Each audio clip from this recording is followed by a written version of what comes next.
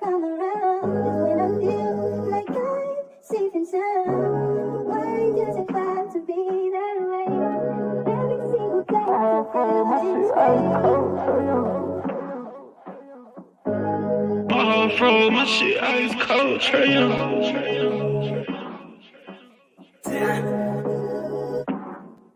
And you know I wear my heart on my sleeve. You hitting all the reads. Pack your shit like you finna leave. I go and hide your keys. Put you in position to win. Bless you without a sneeze. Bust you down in all the VV. Yeah, we was getting cheap. Overplay my part, I can't breathe. I feel the pain in my lungs. I thought we really was one. My heart cold like Trey Young. Overplay my part, I can't breathe. I feel the pain in my lungs. I thought we really was one. My heart cold like Trey Young. She ice cold, Trey Young.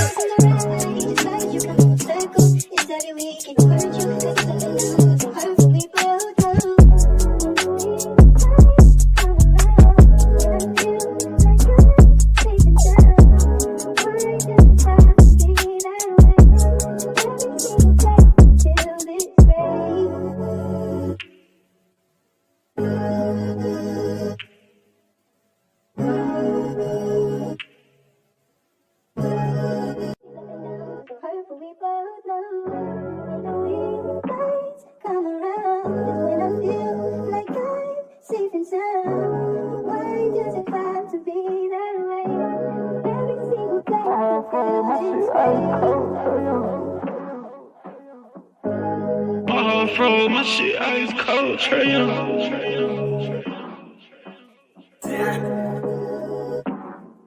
And you know I wear my heart on my sleeve. You hitting all the reads. Pack your shit like you finna leave. I go and hide your keys. Put you in position to win. Bless you without a sneeze. Bust you down in all the VV. Yeah, we was getting cheap. Overplay my part, I can't breathe. I feel the pain in my lungs. I thought we really was one. My heart cold like Trey Young.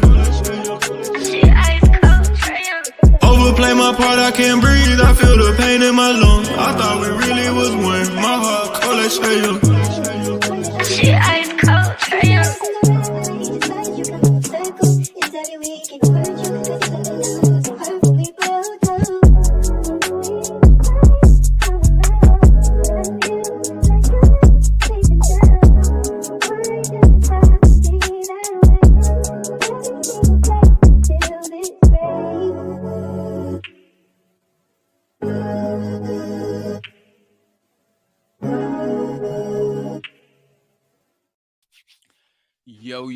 Yo, what it do? It's your boy Demond in the building. We Talk Hawks TV. We Talk Hawks Daily. Little Sunday afternoon show. We're gonna discuss a couple things. Mainly, we're gonna discuss Coach Quinn. We're gonna discuss a little bit of Trey. But the main topic is so the homeboy Row. I put the link in the chat, Row. So if you in here, they go to the link. Follow the link. Come on up here. So on Twitter today, the homeboy Row Hawks. What's his Twitter? Hawks Agenda. Shout out Hawks Agenda at ATL Hawks Burner. If you want to follow the homeboy Row on Twitter. He says, shout out to the homeboy Big Ant in the building. Salute the homeboy Raj in the building. The number one hater. That boy Raj. You feel me? So we had a show the other day. You know, y'all was in here when we was talking about the head coaches. We was talking about Coach Quinn.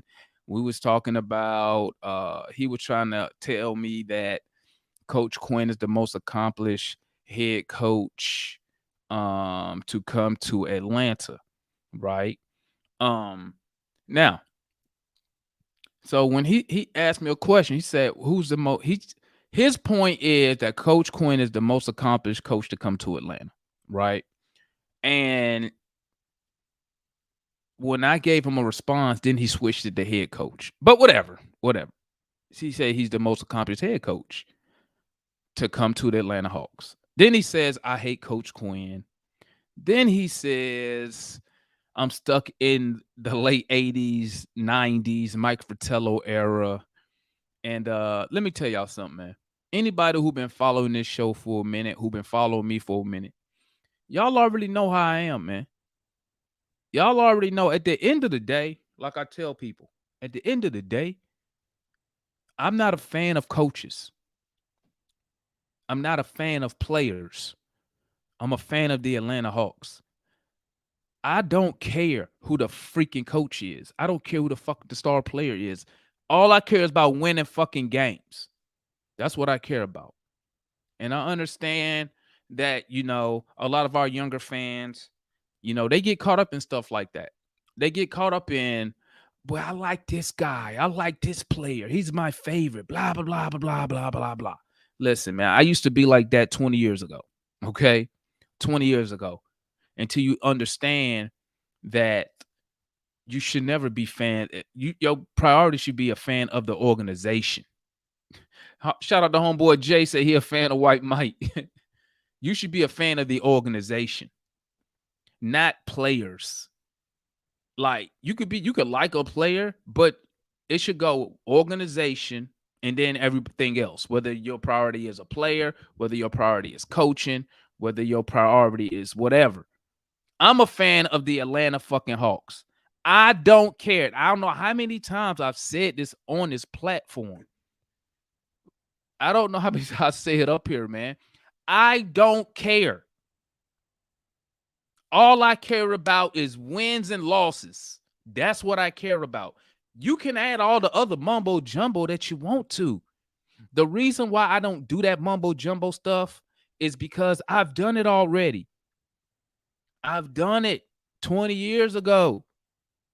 Yeah, I'm a fan of this player. I love it. I've been done that already, man. Okay. I don't operate like that as a fan anymore. Now I operate real simple. What do they get paid to do? Coaches, players get paid to do what? Win games. To do what? Win a championship. That's what they get paid to do. All the other mumbo jumbo stuff, you can have all that mumbo jumbo stuff. You can have all that. I don't care about that stuff. And it's just so funny to me that when I bring up, you know what's funny? I'm gonna tell you what's funny. What's funny is this: when it comes, what I've noticed, and not just Hawks. I'm just using Hawks fans as an example, okay? Just as an example. Or you could apply this to any team. You could apply it to the Falcons when it comes to Matt Ryan, right? If you don't already like somebody, it doesn't matter what they do. You're still not going to like them. That you're still not going to like them. So like how people don't like Matt Ryan. Some of the Falcon fan base never liked Matt Ryan. So it didn't matter, and it didn't matter if Matt Ryan won the Super Bowl. If he won that Super Bowl, the same people who don't like him, it's not going to change their opinion of him. Point blank, period. Because it's a reason why you dislike a player.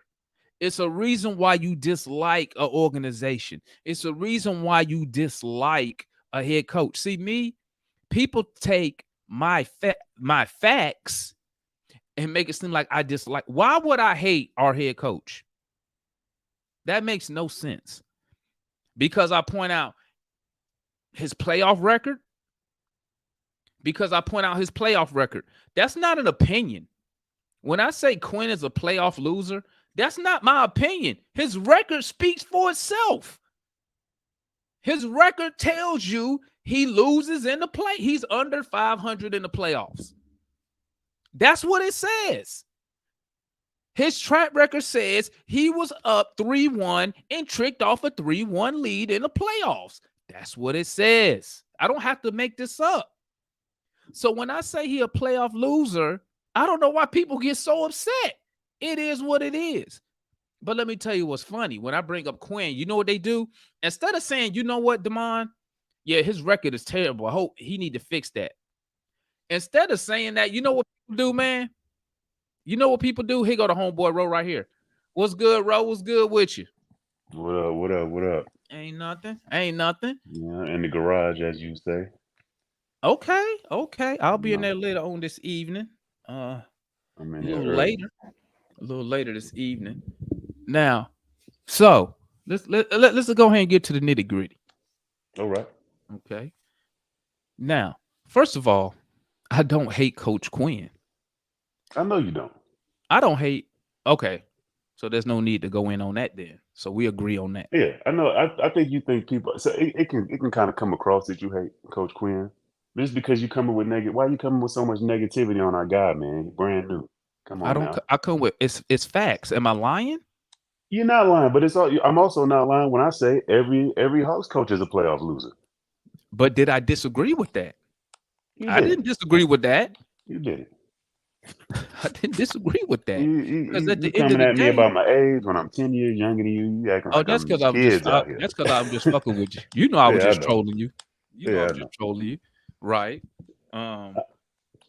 But when I talk about Quinn, it's a reason why I talk about Coach Quinn. It's a reason because I try to point out the hypocrisy that some of these fans have when it comes to coaches. You talking about So specifically Nate, right? yeah, I'm talking about Nate McMillan. Yeah. And the reason why I do that, it's a reason why I do that. Not because I like Nate McMillan, because you can go ask Matt and analysts. I've been wanting his ass fired. Been wanting them go. Nate. Nate, they'll tell you. At which point in the season? Which season? 20? Because I wanted him fired in 22. Wait, say that last part again. You said 5 and what? And I said I wanted him. I said at which part in the season because I wanted him fired in 22, in 2022. I wanted him gone when all that stuff hit the fan. What was that? The January? practice, the Uh practice. when all that remember when all the front office noise came out with Travis and Trey taking a flight and all that jazz. And right then that's when I was like, okay, this guy has no power to do Right. nothing.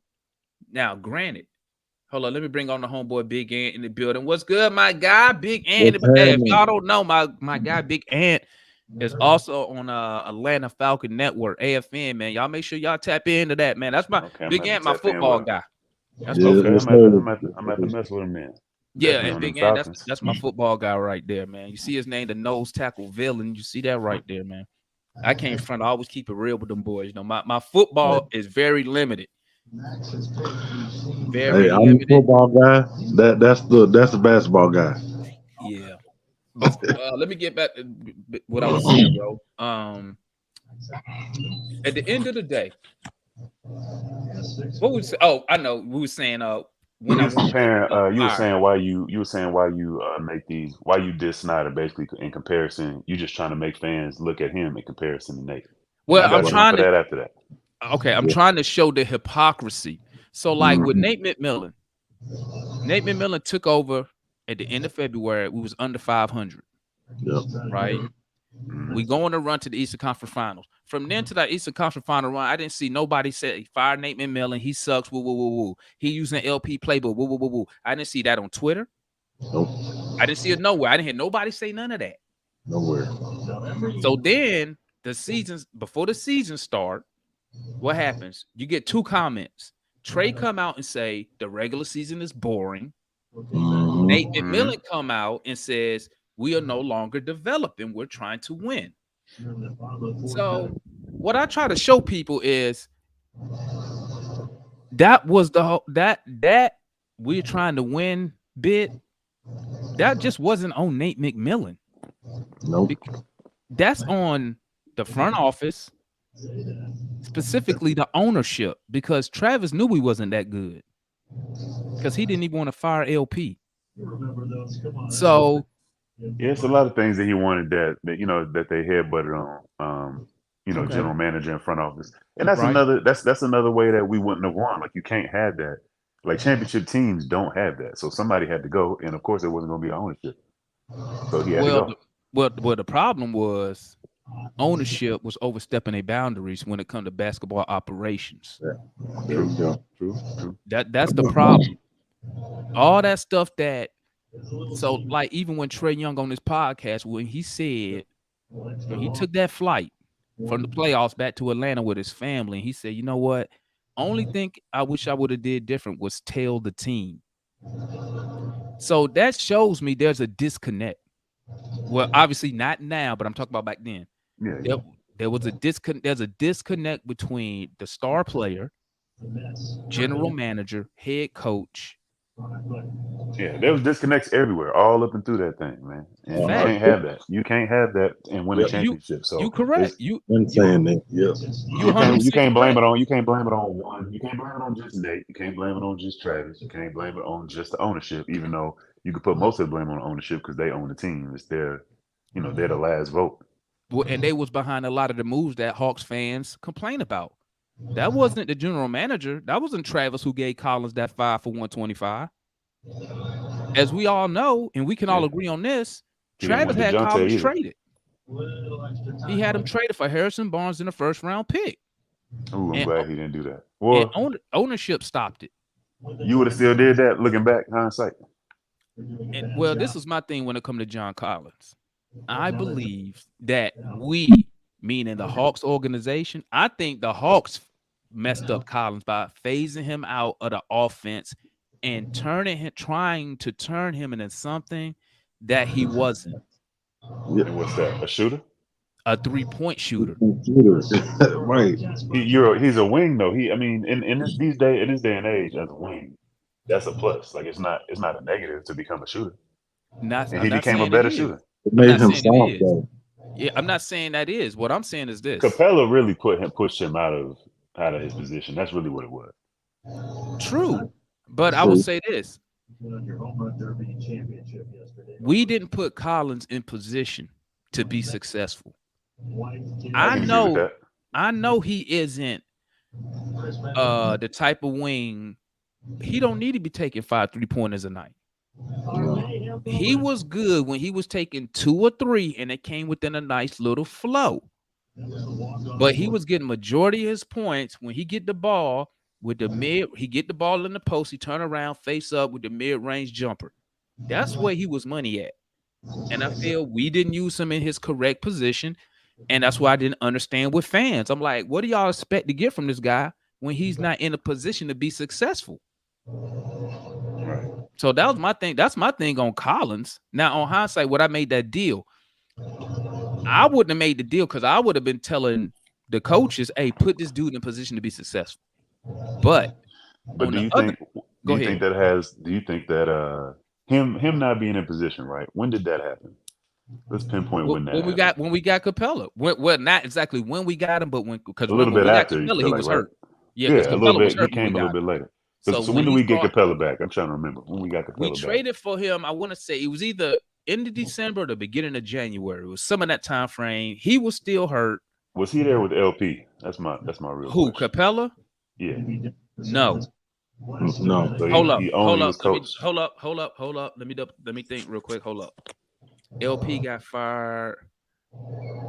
We traded for Capella, but he didn't. He was hurt when we got him because Pierce got fired that February. That's right. what it So was. he never got to play for Pierce, basically. No. Right. Because Capella, remember, he was hurt. Capella was hurt, so he didn't play for I think it was like a month because it was something with his foot. And Pierce got fired that February. So he never really played. Maybe he got maybe a couple practices, but nothing to where we could sit there and it's a nice sample size. You know what I mean? Right. So he really only got to play under Nate's system, I guess, with in the playoffs, it's LP's book, but whatever the case was, he only got to be coached under Nate in that time frame. So I don't know, maybe it was not saying it was Nate on that either, but I mean he only got to have one coach, it was one system. He might have flourished in who's to say he might not have flourished. Actually, he wouldn't have flourished in the Snyder system because Snyder Who was that? Who was that? Collins. I think that's the main reason why he's gone now is because he wouldn't thrive in the Snyder system. Well, it depends. If he would have kept working on the 3-point shot, he could have thrived because that's what it's about to be. It's about to be everybody at that 3-point line, basically. Like we saw in Summer League. Everybody was at that 3-point line. Even when we played the so-called big, which was Cabangeli, he was shooting threes. He was at 3-point line. He's supposed to be the big. So he could have thrived if stuff went bad for John. Like if John would have shot league average from 3, I think he's still on the team. Because I then believe so too. I think Quinn says, you know what, I need that on this team.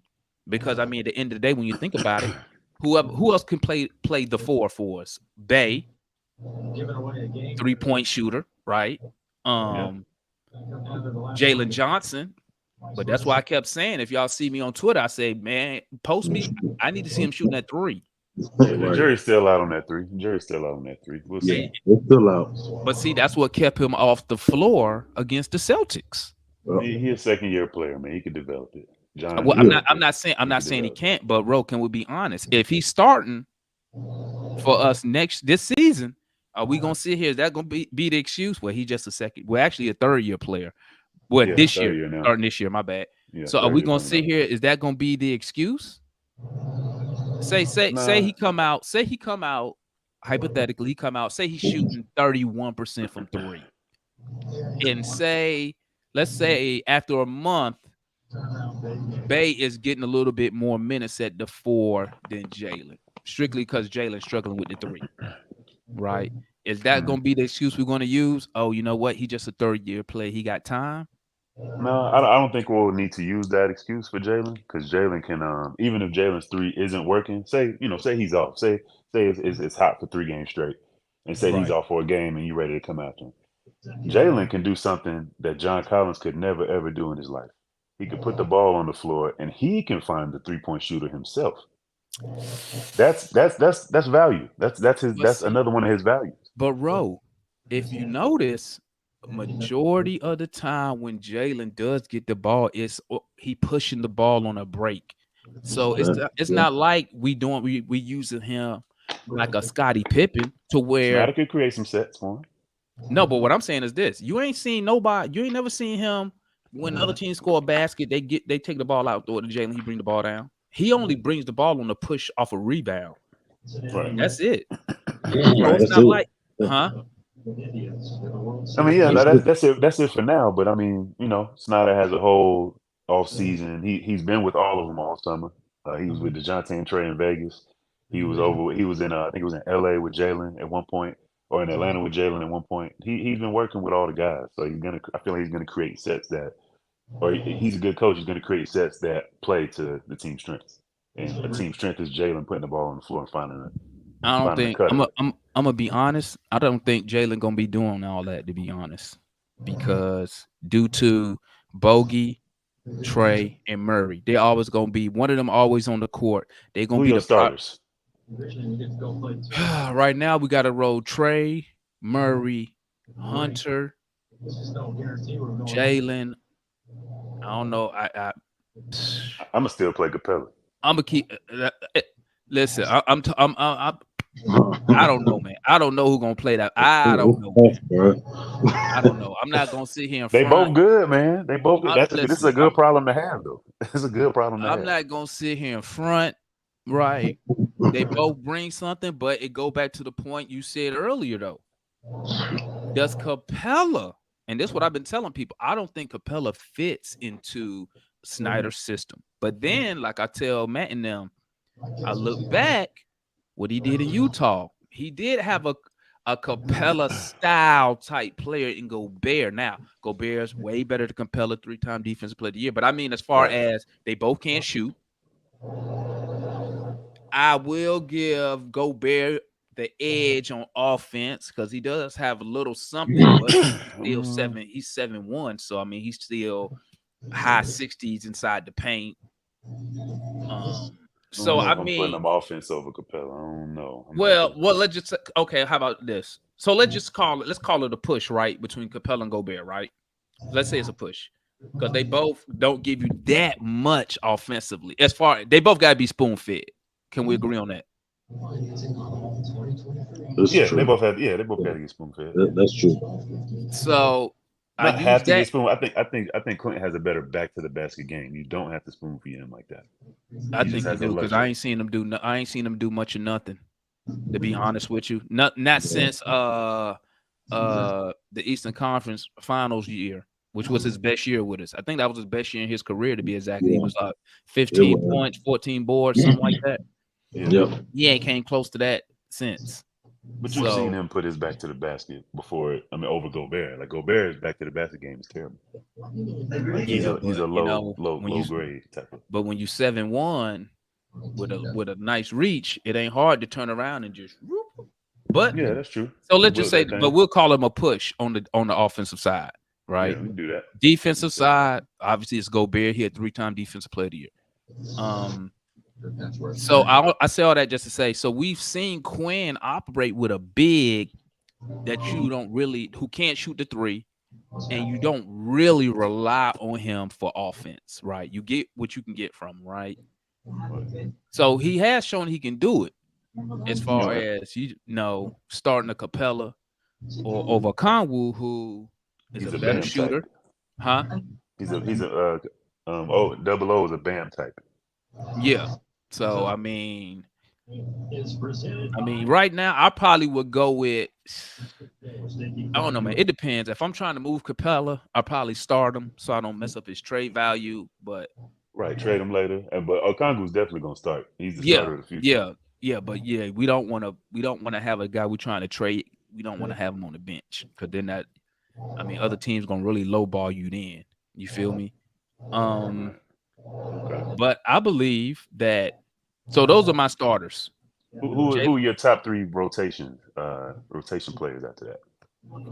Obviously, Because Bogey. you said, go over your 5 again. My bad. You was going to do that anyway. I cut you off. Starting 5 will be Trey. Well, we know the backcourt: Trey Murray, Hunter, Jalen Johnson, Clint Capella. I could agree with that. Off the bench, at least the beginning of the season. Off the bench, first one off the bench. 9 times out of 10, it's gonna be Bogey. Yeah. Coming in for either Trey or Murray. Last year he was coming in for Trey at like the 6-minute mark. Mm-hmm. Yeah. Then I got, and then depends. We can go. Last year he was going Bogey. Then he would bring match. Sometimes he would bring Bogey and a Conwu in at the same time. So it'd be Bogey, a Conwu, and the third off the bench probably would be Bay, right? AJ. Oh damn, I forgot about Bay. Bay and AJ. AJ. AJ. I guess you can go Bay. You can go. Let me tell Bay, because Bay can play 3 and a 4 realistically. So it depends. I guess it depends on what how Quinn sees maybe the matchups going, or maybe somebody not hot, maybe somebody cold out there. Probably mix it up, but we know the first 2 gonna be a Conwu and a Bogey. We know those 2 coming off first, probably the first 2. Yeah, that bench mob was pretty good against Miami in the play-in. That what was that? That was Okongu, Bogey, Bay. Basically, any combination with Okongu, Bogey, and Bay. I think Jalen and AJ was on there too. But they was hooping, man. They need to. Snoddy need to try them out again. You know what, man? I was over here the other day on the crossover yesterday, and I was just spitballing a trade idea, right? And sometimes I forget how deep with talent this team really does have. You know what I'm saying? I mean, I was spitballing the trade. You be hating on them niggas. Who I be hating on, show? Who I be hating Oh on? damn! I ain't even know you let me. I ain't even know you let me on yet, bro. I was just talking Who I shit. be hating I on, be show? talking shit. No, but I'm glad. Hey, you know- I'm glad. hey, you know what? I like to hear you when your comments come from the heart. That came from the heart. No, right no, there, no. No. You're just a realist, and I understand that. You're a realist, and I understand that, and there's nothing wrong with that. That's all it is, really. I mean, listen, man. Listen, I ain't gonna front, man. I'm gonna keep it real. I used to be like some fans, man. Like I used to be in La La Land. We're gonna win it, yay! Bro, that shit don't do shit. That ship is sail, huh? What you say? You said that ship is sail, huh? Man, listen. I done been through too much. I done seen too much pain, anguish. I'm telling you, when I tell people I'm emotionally involved with the Hawks, like these dudes them and the Falcons can ruin my whole week. Like they fuck up my whole week. They fuck up my day. Falcons fuck up my Sundays. Like I'm that's why I don't go to a lot of games, because I'm mad at the house. I'm pissed off, right? But now I'm gonna say this. Now when it comes to Quinn Snyder, you know what I'm saying? I want Quinn to be successful here. That's why I always make sure I add that when I'm talking shit about Quinn Snyder playoff record. I always add the same thing at the end. I hope he Oh, changes it here. this is what I wanted to say after I forgot. This is what I wanted to say after you went through your whole Go Snyder ahead. thing. Go ahead. I think the reason why the leash I'm talking leashes, right? I feel like the leash is shorter for Nate with fans and players alike is because he's been at it for longer. Like you, how long have you been doing this, man? You can't get over the hump this many times. Like you've been doing Nah, it nah, forever. nah, nah, nah, But nah. no, I'm but not gonna listen, let no, you no, do no, that. no, I'm I'm not not gonna let you done. do that. I'm not, I no, got you. I'm not done. I'm not done. I'm not done. Y'all let you talk. But with Snyder, the reason why people are optimistic about Snyder is Snyder hasn't been head coach for that long. His record as far as a head coach in his short amount of time Mm-hmm. is not a bad one compared to Nate. Nate has been with the Sonics. Nate has been with Indiana. Nate has been with us. Nate has been with Mm-hmm. whoever.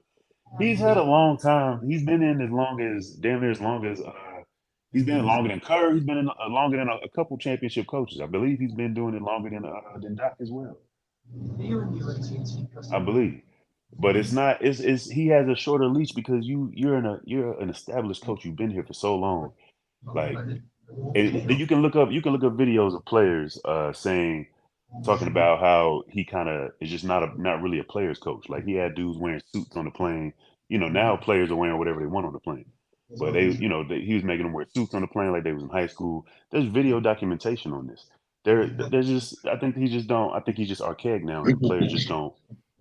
They just don't vibe with him no more. It's just You know one of what I those type of think? things. You know what I think, Ro, on that comment right there? The thing like with wearing a suit, if he make him wear, I don't see what the issue is on something These like that. grown men, man, they grown Yeah, millionaires. but like maybe it's because I watch a lot of soccer, right? I'm a United supporter. I'm a Manchester United supporter. That's what we wear when we go on the road. We wear suits. They all wear the same jacket with the Uh, Manchester United crest different on it. They wear different suits. cultures, man. We black, Take man. your You time. But what know. I'm saying is, no, I'm saying this. To me, I think that's something petty. If a It player is is, really but is players said it if a though. player is really upset about that, imagine how upset they be when you try to coach them hard. Yep. Maybe Lord Pierce was right. And you know what's so funny? They say the same thing about, and this my boy Big Ant territory. Ain't that what they saying about Airbnb in Washington right now? It is. He Yeah, it It coached is. sure. he coached too hard. Like Yep. what? What does that mean? He Like coached too I hard. get what y'all saying. I He come don't from the era, adapt to the bro. I come from players. the era, but the players and the coach have to gel and have to adapt. If you got a bunch of pussyfied players that want to hold up yellow flags every time they need to cry, then that's what you got to deal with. If that's what the players are today, you got to have a coach that deals with that. You Bro, can't have a super hard coach no more. can you win? Can you win with those type of players who cry every time? If everybody in the league is like that, then everybody got to find a coach like that that can pacify these type of players because that's the You players that are gotta coming in. you gotta look at it like this, right? You gotta remember that Schlenk didn't even want to draft Trey.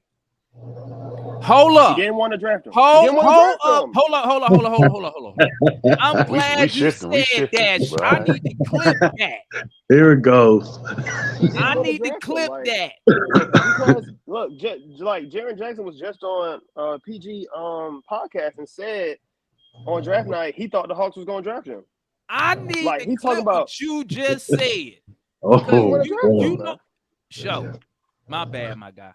Do you know how long I've been telling people that and they tell me I'm a Bruh. liar? We've been talking about this I've been shit telling for them that for I years. mean, I've been I don't And they remember how call long ago me I and found they that tell out, me but yeah, no, he big didn't want to and draft him. He didn't want to and draft how him. long I've been on the show Bruh. saying that We, to Matt, to all of them. I've been we've been saying talking about this shit, man. my Like, bad, man. My bad. That oh, was just a moment right there. Go ahead, show. Finish your point. My bad, bro. that took us back. But like that is the beginning of the turmoil and the strained relationship between player, coach, and front office and ownership. Now, for the first time, you have organizational synergy from the owner, who's always a wild card, to management, to the coach, to the star player. Right. So now that you have that synergy and you like You Trey mean has a today? coach that today. Yeah, I mean Yeah. today, Tony can fuck that up whenever he wants to. Whenever he decides to mess that up, he can. But right now we have organizational synergy, so we gonna see, right? I'll We gonna take it. see. That's all I can I'll really take say it. is we gonna see, right? Because I don't know. I don't know what it. I really don't. I really don't know what it was with Lloyd, man. I don't. I just think. It's one of those things where guys got too good too fast, and it's like, obviously Trey wanted to. When Trey realized he was an all-star level player, he wanted to start winning then, right? And it's nothing, and I understand that because I think you was talking about on the crossover, Dwayne Demon, yeah, damn it, Demon, I'm about to say, man, I about thought you was black, bro. You pronounce yeah, my my name? fault. Nah, it was like y'all were talking about how like a lot of teams when they teach young players like to tank and they don't go into they spend the first 2 or 3 years of their career not actually trying to win, that can Losing. seep in that can seep into the later years, and they don't know how to win because they haven't been trying to win for half their career, right? Right. It's year 6 and you only been trying to win for 2 years because you've been tanking for 3 or 4 of them, right? So I think that I don't know. I think maybe Travis, like you said, like you did say then, I think Travis thought they were going to get Nate and end up with a top 10 pick, right? And it just it ended up not going like that. Bro, he wanted us back in the lottery, bro. They ended up not going like that. If Still got a good guy. Still got a good player. he wanted us back in the lottery, man, because let me tell you, here's my quick theory real quick, then I'm going to hit you up, Febro. Here's my quick theory. He didn't want Trey Young, but the Mavericks made him an offer he couldn't refuse. Yep. But remember what he said. He said, my analytics team ran them numbers and predicted Dallas to be a top 10 pick at worst. That's the reason. Another reason why he took that deal, because he's like, oh, these dudes finna be back in the lottery with Luka next year. We might strike gold. Because guess who was coming out that year? Zion, right? Watch this. Fast forward, right? So after Trey Young first season, so the first 3 months, I hated Trey Young. I thought he was a bust. I was talking shit. Woo, woo, woo, woo, woo. Same for me. So he turns it around that December. He turns it around rookie year, finishes strong, second place, right? Here's another reason why I think Travis really wasn't messing with Trey. That same year, Dallas, Mark Cuban believed in Luka Doncic. Because as soon as a star became available at the time, which was Porzingis, they make a move for Porzingis, right? They try to better the team because he like, hold on, I got a generational talent. Meanwhile, we do nothing that offseason, okay? Nothing significant, nothing impactful, right? Until you fast forward. And I think that's the same year. I think, was that the year Collins got suspended? Whatever. So fast forward to December. Yeah, it was Trey's second year. So John already out Cam 25. It was Cam and Dre rookie year. Okay, so John out 25. We get to December, right? This is I don't know if I'm getting my years mixed up, but fast forward, right? We get to, because we had Vince Carter on the team, so I can't remember what year it was. So we had Vince Carter. We lose some game. We lose in December. Vince Carter comes out and says, we missing locker room leadership. Woo, woo, woo, woo, woo. Trey Young speaks highly of Dwayne Dedman. Shout out my boy White Mike. So guess what we do? Then Travis goes and does what? Trade for Dwayne Dedman, even though we just let him leave the prior offseason. So he trade for him back. That's the same time we get Capella, right? And every time, what you notice is every move Travis was making, a lot of the times it was somebody out of Trey Young camp complaining or one of our players saying something, and then Travis would react. See, I never believed that Travis really believed in Trey Young.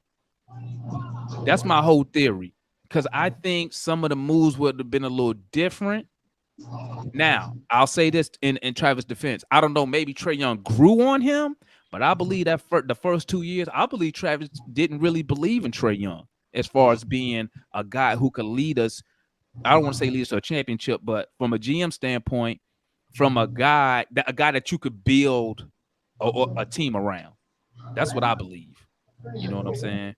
But let me tap in. And I think it was. Go ahead, show, and then I'll tap in with you, Pharaoh. I think the way, because when you would hear Travis talk about Trey, it was almost as if it wasn't his game that worried Travis, but everything like his mental makeup, Yeah. like how he reacts to things, like his heat of the moment, like stuff, like like he's reactionary, and therefore because the entire organization for 3 years has catered to him, the organization has been reactionary, and like that's why we're in some of the contracts and situations that we're in right now, because they trying to let Trey be the GM like he's fucking LeBron. It's just Bro, bad. you about to make It's me just go bad clip. business. You about to make me go reclip my show. How many times I said that? It's We a bad business, man. We a It's bad business. reactionary organization. Yep. We always wait Yeah, it's to bad. do shit. How many? Always. I tell you, man. If I didn't know no better, I think I think Show done seen all the damn shows. That's exactly what I've been saying. That's what it sounds like. For years. I've been saying No, that, I man. definitely. I'm gonna tell you, like, I really started saying that after they traded for what's his name. After they traded for DeJounte, I was like, that is the most knee-jerk reaction I've ever seen in basketball in my life. To a five games, you went and traded, bro. You went and traded somebody who been with your team. He on a cheap ass deal still. Kevin's still on a cheap ass deal, and traded 3 for. Listen, I understand that the price that we paid for DeJounte is a lot less than people act like it is, but it's still a lot. And you know why we paid you know why we paid that much, right? Because Trey wanted them. Because that's what Trey wanted. And that's why I don't understand why. And I'm gonna tell you. One, and that's why you hear me say shit like this.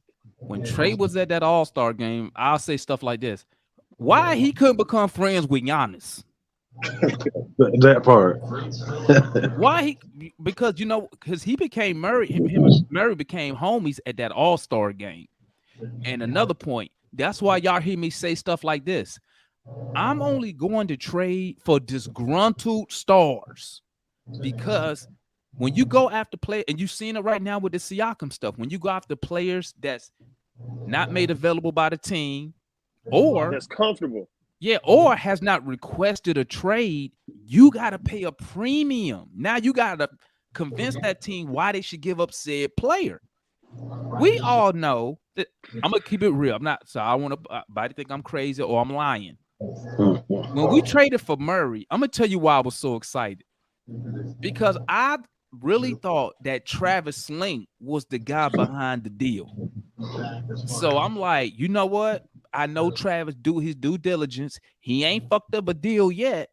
I'm riding with it. If he think it's good, when I found out he was the only one who said don't do it, I was like, Lord have mercy. Who is running this shit show over here? Okay. What's good, Pharaoh? Tap in with me, my guy. Okay, what's good? So I saw the title. Did somebody on Twitter come at you about hating Quinn? Right here, Ro, right here. Me and Ro, because me and Ro was talking. Do you got did you find my Twitter something? Because this dude had a fake Twitter. Like you could tell it was brand new. You got a active Twitter. Who, me? Ro. Yeah, me and Ro talk all the time on Twitter. Okay, then it wasn't him. Somebody with a brand new Twitter came at me the other day talking about I hate Quinn, I hate Trey. Listen, you fuck nigga. I told you to get Trey on sack out your goddamn mouth. If you watch it, because he had a fake name. If you in the chat, you hoe ass bitch ass nigga. Oh, somebody had a fake. Why you don't put your goddamn name on it? Look, I said Trey won top 5, and I stand by that. I like Ime more than I like Quinn. I like Quinn, but I just like Ime better. You bitch ass nigga, I'm cussing at me about no fucking. I hate. Look, I'm a kid. Look, the only person who gonna stop me about them goddamn crackhead Quinn jokes is Damon, because I ain't gonna disrespect this platform. John, the one started it. I just took the ball away. Now, don't do that. That's John. I ain't said that. Yeah, I know. I said the only person who gonna stop me is you, because it's your platform. John started it. I ain't never said he was on drugs. John started it. That, man. John started it, and I took the ball and ran with it because it's funny, and I'm gonna keep doing it because it's funny unless you tell me to stop. And y'all saw that nigga; he looked high as a kite. Anyway, I said what I fucking said. Look, you good? You good? Look, unless you considerably taller and bigger than me, you ain't finna beat me up. I take jujitsu. I'll put your ass to sleep and be fucking your baby mama when you wake up. Damn, he got you fired up Damn. like that. Hey, So if you in the chat, say who you are. I'm gonna make Everybody sure. else, if you want to come chat with me on Twitter, don't come being fucking disrespectful. I'm cool with everybody, but don't come fucking being disrespectful. I ain't gonna say nothing to you on Twitter no more, Pharaoh. No, I'm just saying because he I no, don't even because he can't talk about. want to know what your Twitter is, bro. Look, I'll tell you, look, black_Pharaoh. I'm cool with everybody. People that come and talk to me on Twitter, but he come calling me a bitch ass nigga that I hate, Quinn, and I hate Trey. Look, when he told me that's the first thing he said, bitch ass. I was like, oh, this nigga coming disrespectful. Probably, you know what? It's probably Raj did that. That's probably Raj. I think me and Raj be cool in the chat, so I don't think it was him. Yeah, but I'm telling you, this person he made a brand new fucking Twitter just to come piss me off. Probably Matt did that. But nah, Matt ain't on that, is he? No, man, Matt my guy, man. I like messing with Matt, man. But if you watching right now, put your fucking name on it, ho. Wait, what'd you say, Show? You got I love Alicia Keys in your bio. That's you. Yeah, I love Alicia Keys too. I like her too. I like Alicia Keys. I like them home records. No, see, no, I gotta defend my baby. They were separated. That means I got a chance. That means I got a They were chance. separated. Oh. That means I got a chance. But anyway, so back like I was saying, man. Listen, man. I don't hate Coach Quinn, man. Me neither. Okay, but when I point out, I just be pointing out the facts, man. You feel me, Ro? Y'all just speak as people that wanted another coach, and that's fine. I don't want another coach. I mean, we already got the coach. Why you want to email? He was messy. Nobody want that drama. I'll tell you why I want to email. I'll tell you why I want You needed to stabilize. You needed to stabilize your franchise. That shit ain't stabilizing. He not stabilizing shit. Man, Trey Young happily married with 2 kids, man. I'm gonna tell you. Not going to We just got done talking about Alicia Keys. I'm not doing the Alicia Keys slander. Hey, wait, what did he say? He said he happily married man with 2 kids. Yeah, that's what all the NBA players be saying. Yeah, I'm happily married. And then that's Trey to be on the shade room. But Trey seems like he be straight. But I ain't talking about Trey, man. I'm speaking on you said this how it went. Let me tell you how it went. I wanted Ime, right? That's who I wanted at first. But I don't know if y'all read that article that came out that said Kyle Korver actually backdoored Nick because they word was Nick and Trey wanted Ime. Yeah, Landry, my bad, excuse me. Landry and Trey wanted Ime. But Korver backdoored them, and he's the one who convinced Tony to get Quinn. So then when I read that article, because I remember I was arguing with Matt, because I was in the office that day, because I remember I had to go outside arguing with Matt and them. I was like, now that I know that Trey and them wanted Ime, I'm glad we didn't get him. I wanted a coach that could come in, sort of like Show said, stabilize it, but also I wanted a coach who could come in, one, and demand respect from our star player. Because once I saw, I never forget when Trey blew Nate off, man. I was like, man, that's messed up. But once again, I don't know their personal relationship. I don't know how that is. I can only talk about being from the outside looking in. But once I found out that Trey wanted Ime, then I changed my mind. I'm like, no, I'm glad we didn't get him now. Because I don't want the coach to be Trey's homeboy. You know, does that make sense, Ro? Yeah, no, I feel you. So Quinn, like I say, Quinn is the coach now. So even though, to me, in my opinion, which is a fact, he's a playoff loser, I want him to change that here. I mean, he is a playoff loser. I mean, his record, he under 500. So I mean, it is what it is. But I want him to change that narrative here, though. I want us to win. That's kind of in line with everything. We don't really get coaches we don't really get winning coaches. They become, they start winning with us and then they move on and start winning some more. That's what happens. It's kind of in line. I mean, but some of that is on the organization. I mean, let's ask ourselves this. let's ask ourselves this. Anybody can tap in on this one. What do you think it would have took for Travis to convince Bud to stay in Atlanta while we try to rebuild, reload, whatever you want to call it? Anybody want to answer that? More control. But he had control. He was the president. But That's all I'm about to say. the results of that. Yeah. Other than more money, I don't see what it could have been. When he was the president, he the one who gave Ken Bays more of that stupid contract. He was staying here. Well, ain't gonna be nothing then. Yeah, he wasn't gonna stay here then. So I mean, no incentive for real. He really had no choice. I mean, Travis really didn't have a choice. You know. So when Bud left for greener pastures, I don't know how he got that Bucks job. Lucky him. He got it no more.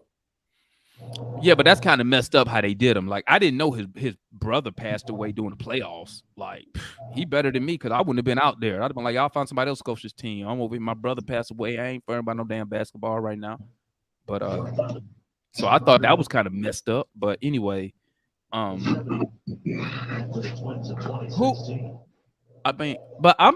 happy with Quinn though. I'm happy with Quinn.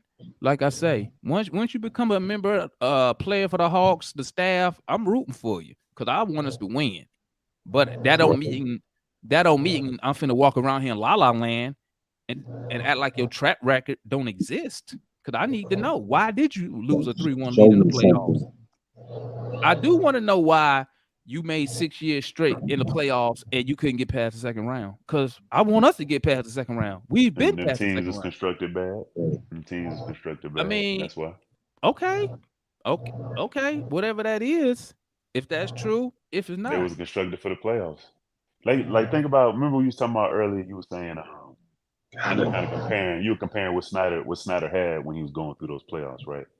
You compared Capella to Rudy Gobert, which we kind of was making a comparison, saying that they offensive watches, even though I think that Capella is the better offensive center. And of course, Rudy Gobert is the better defensive center. But then think about what else he had. He didn't have, double playmakers. He didn't have double playmakers. He didn't have, his best player wasn't the playmaker. Like Donovan Mitchell, what did Donovan Mitchell do well with the Utah Jazz? Score the ball. That's it. That's about it. He was a multiple All-Star there, right? He a multiple All-Star he there, was, right? because his team was winning. He was in a winning position. Yeah, he went to he put up a lot of points. He was in a position to go to those All-Star teams because he was on winning teams. Because that's kind of how it goes these days, right? But he did one thing really, really well, and that's score the ball. He didn't defend, just like people say Trey don't defend. He didn't defend. He definitely doesn't facilitate the ball. They had Mike Conley for that. They needed Mike Conley for that, and Ricky Rubio, those types. Now Snyder has two guys that can do both. But Ro, what's wrong with that backcourt? What's wrong with a Mike Conley, a legit facilitator, and your two guard is doing what's wrong with Utah? You talking what's wrong with Utah? It's kind of not the thing. There's nothing wrong with that. There would be nothing wrong with that if this was like the 90s. Things are different now. People value dual point guards today. People value the people that can score. That's why people are trying to put Brunson over Trey. Or people are trying not Brunson. People trying to put Hallie over Trey because he has way more assists, but he doesn't score enough. But I don't think that's it, bro. Where do we get way more from? I don't think that's it, bro. Who said? What do you mean? Where do we get way more from? Your exact words were way more. Where do we get way more from? Wait, in regards to what? You said he gets way more assists. I said, where do we get way more from? It's not. Those aren't my words. These are people that say I don't think Hallie's better than Trey. So these aren't my words at all. I'm just saying he gets more assists. I should have said gets more assists, which he does. And now he gets more assists. But that's not even that's not the conversation. I'm just saying you're throwing me off because that's not what we're talking about. It's not about Hallie versus Trey. I'm just making an example. So, but this my thing, right? So when you tell me that, when other people tell me, well, Quinn didn't have a roster, blah blah blah, I can't buy that, man. He has a better roster. You don't think you thought those Utah can't teams be. were good? This is what y'all tell me. Y'all tell me this: the Western Conference is a tough conference when he was coaching over there. Is that true? You said that too. Yeah. So if you the number one team in the West at the end of the season, how you gonna tell me you don't have a roster? You the number one seed team in the Western Conference, in the toughest conference at the time, and now you gonna tell me, oh well, he didn't have nobody. I can't believe that.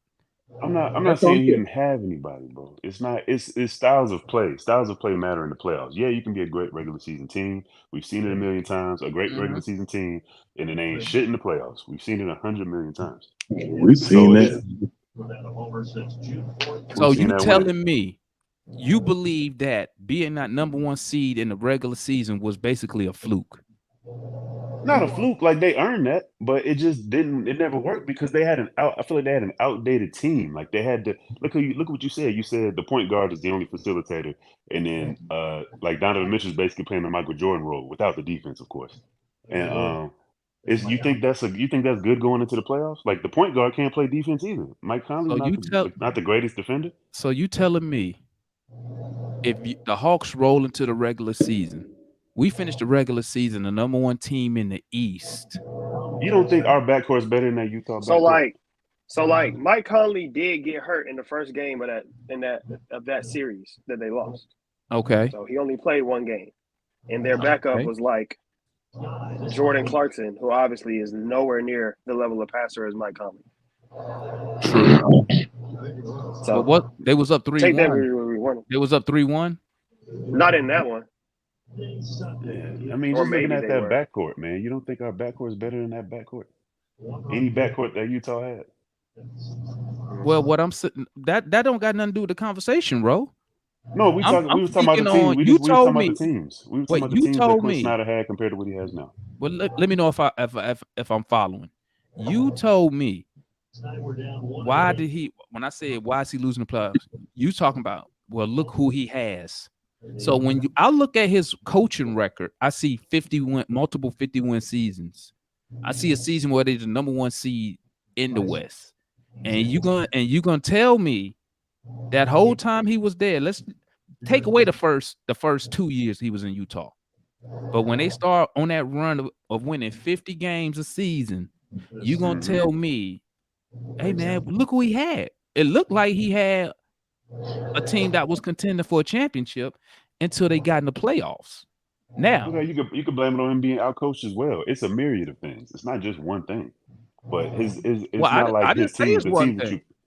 I the didn't say teams it's that he one was thing. going against. It's not like the teams he was going against were bum teams. The teams that he Can I- played were not. But Can I that, but give you that, but something? I mean, but you can't, bro. That's not fair, bro. I'm They were trying to give you championship something. teams. What's I that? feel like the difference to me is they had a player. You have a player in Donovan Mitchell who came into the league playing Quinn Snyder's system. Like everything that he knew how to do in basketball was Quinn Snyder's system. So he relied on Quinn Snyder's system to get his points. Right. Trey don't need Quinn Snyder's system to go get the chicken. We seen him go get the chicken with playing pick and roll 60% of the time. Like Right. at the end of the night, it don't matter. It's gonna be somebody gonna set this screen, and I'm gonna either I'm gonna make some shape.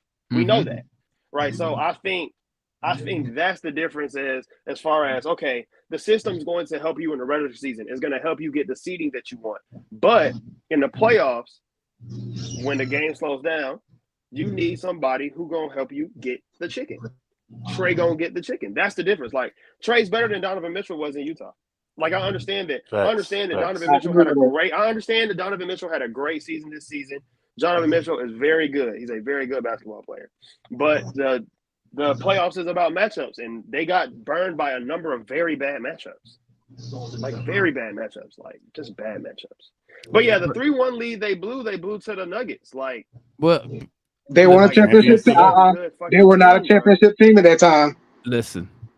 They I had the agree- pieces, man. I agree with They had the Pharaoh, core. They man. had the same I core. agree with You're Pharaoh, right. man. Listen, You're right. You can't be they up got all the 3-1. same players. when you up 3-1 and you trick off a series, that's a problem. That's a major problem. I mean, we're And not I- putting them in that category yet, are we? Say that again. No, hell no. We're not putting them in that category yet, are we? Like, what were you talking about? I mean, he blew a 3-1 lead. He ain't Doc Rivers yet. He did it once. No, he ain't Doc Rivers. He ain't Doc Rivers. That's just something I add in there. Because I mean, it like, can I happen. mean, you're right. It happened. Didn't it you're happen right. to It Steve does Kerr? happen. You're right. You're right. Jamal Murray went for 42, and then he went for 50. And then in Game 7, Donovan Mitchell had a chance to get to the chicken, and he missed. Hey, Donovan Mitchell That's couldn't what get to the happened. chicken against New York either. well, Hey, I'm gonna tell you this. he has shown that he can't get to I the think chicken. they both in the Young same boat. They had They three. both? Who was both? Quinn and Donovan Mitchell. Neither one of them can't get past the second round. That's true. They've been with each other their entire coaching This experience. one year when they were separate, they still didn't do We'll it. see. We'll Yeah, see. but like, We'll see. all right, all right. Okay. I'm just saying, my pushback is everybody be putting too much sauce on Quinn. What's the point of winning 50 plus games if you lose when you get to the playoffs? You got a player who can't get to the chicken.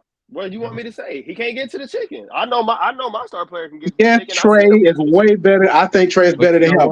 But we ain't won nothing either. But you know what, Pharaoh? Hey, we done got farther than Quinn. But you know what? You know what though? The guy everybody hate. Hey, everybody had that time in the playoffs where they, as Show said, they can't get to the chicken.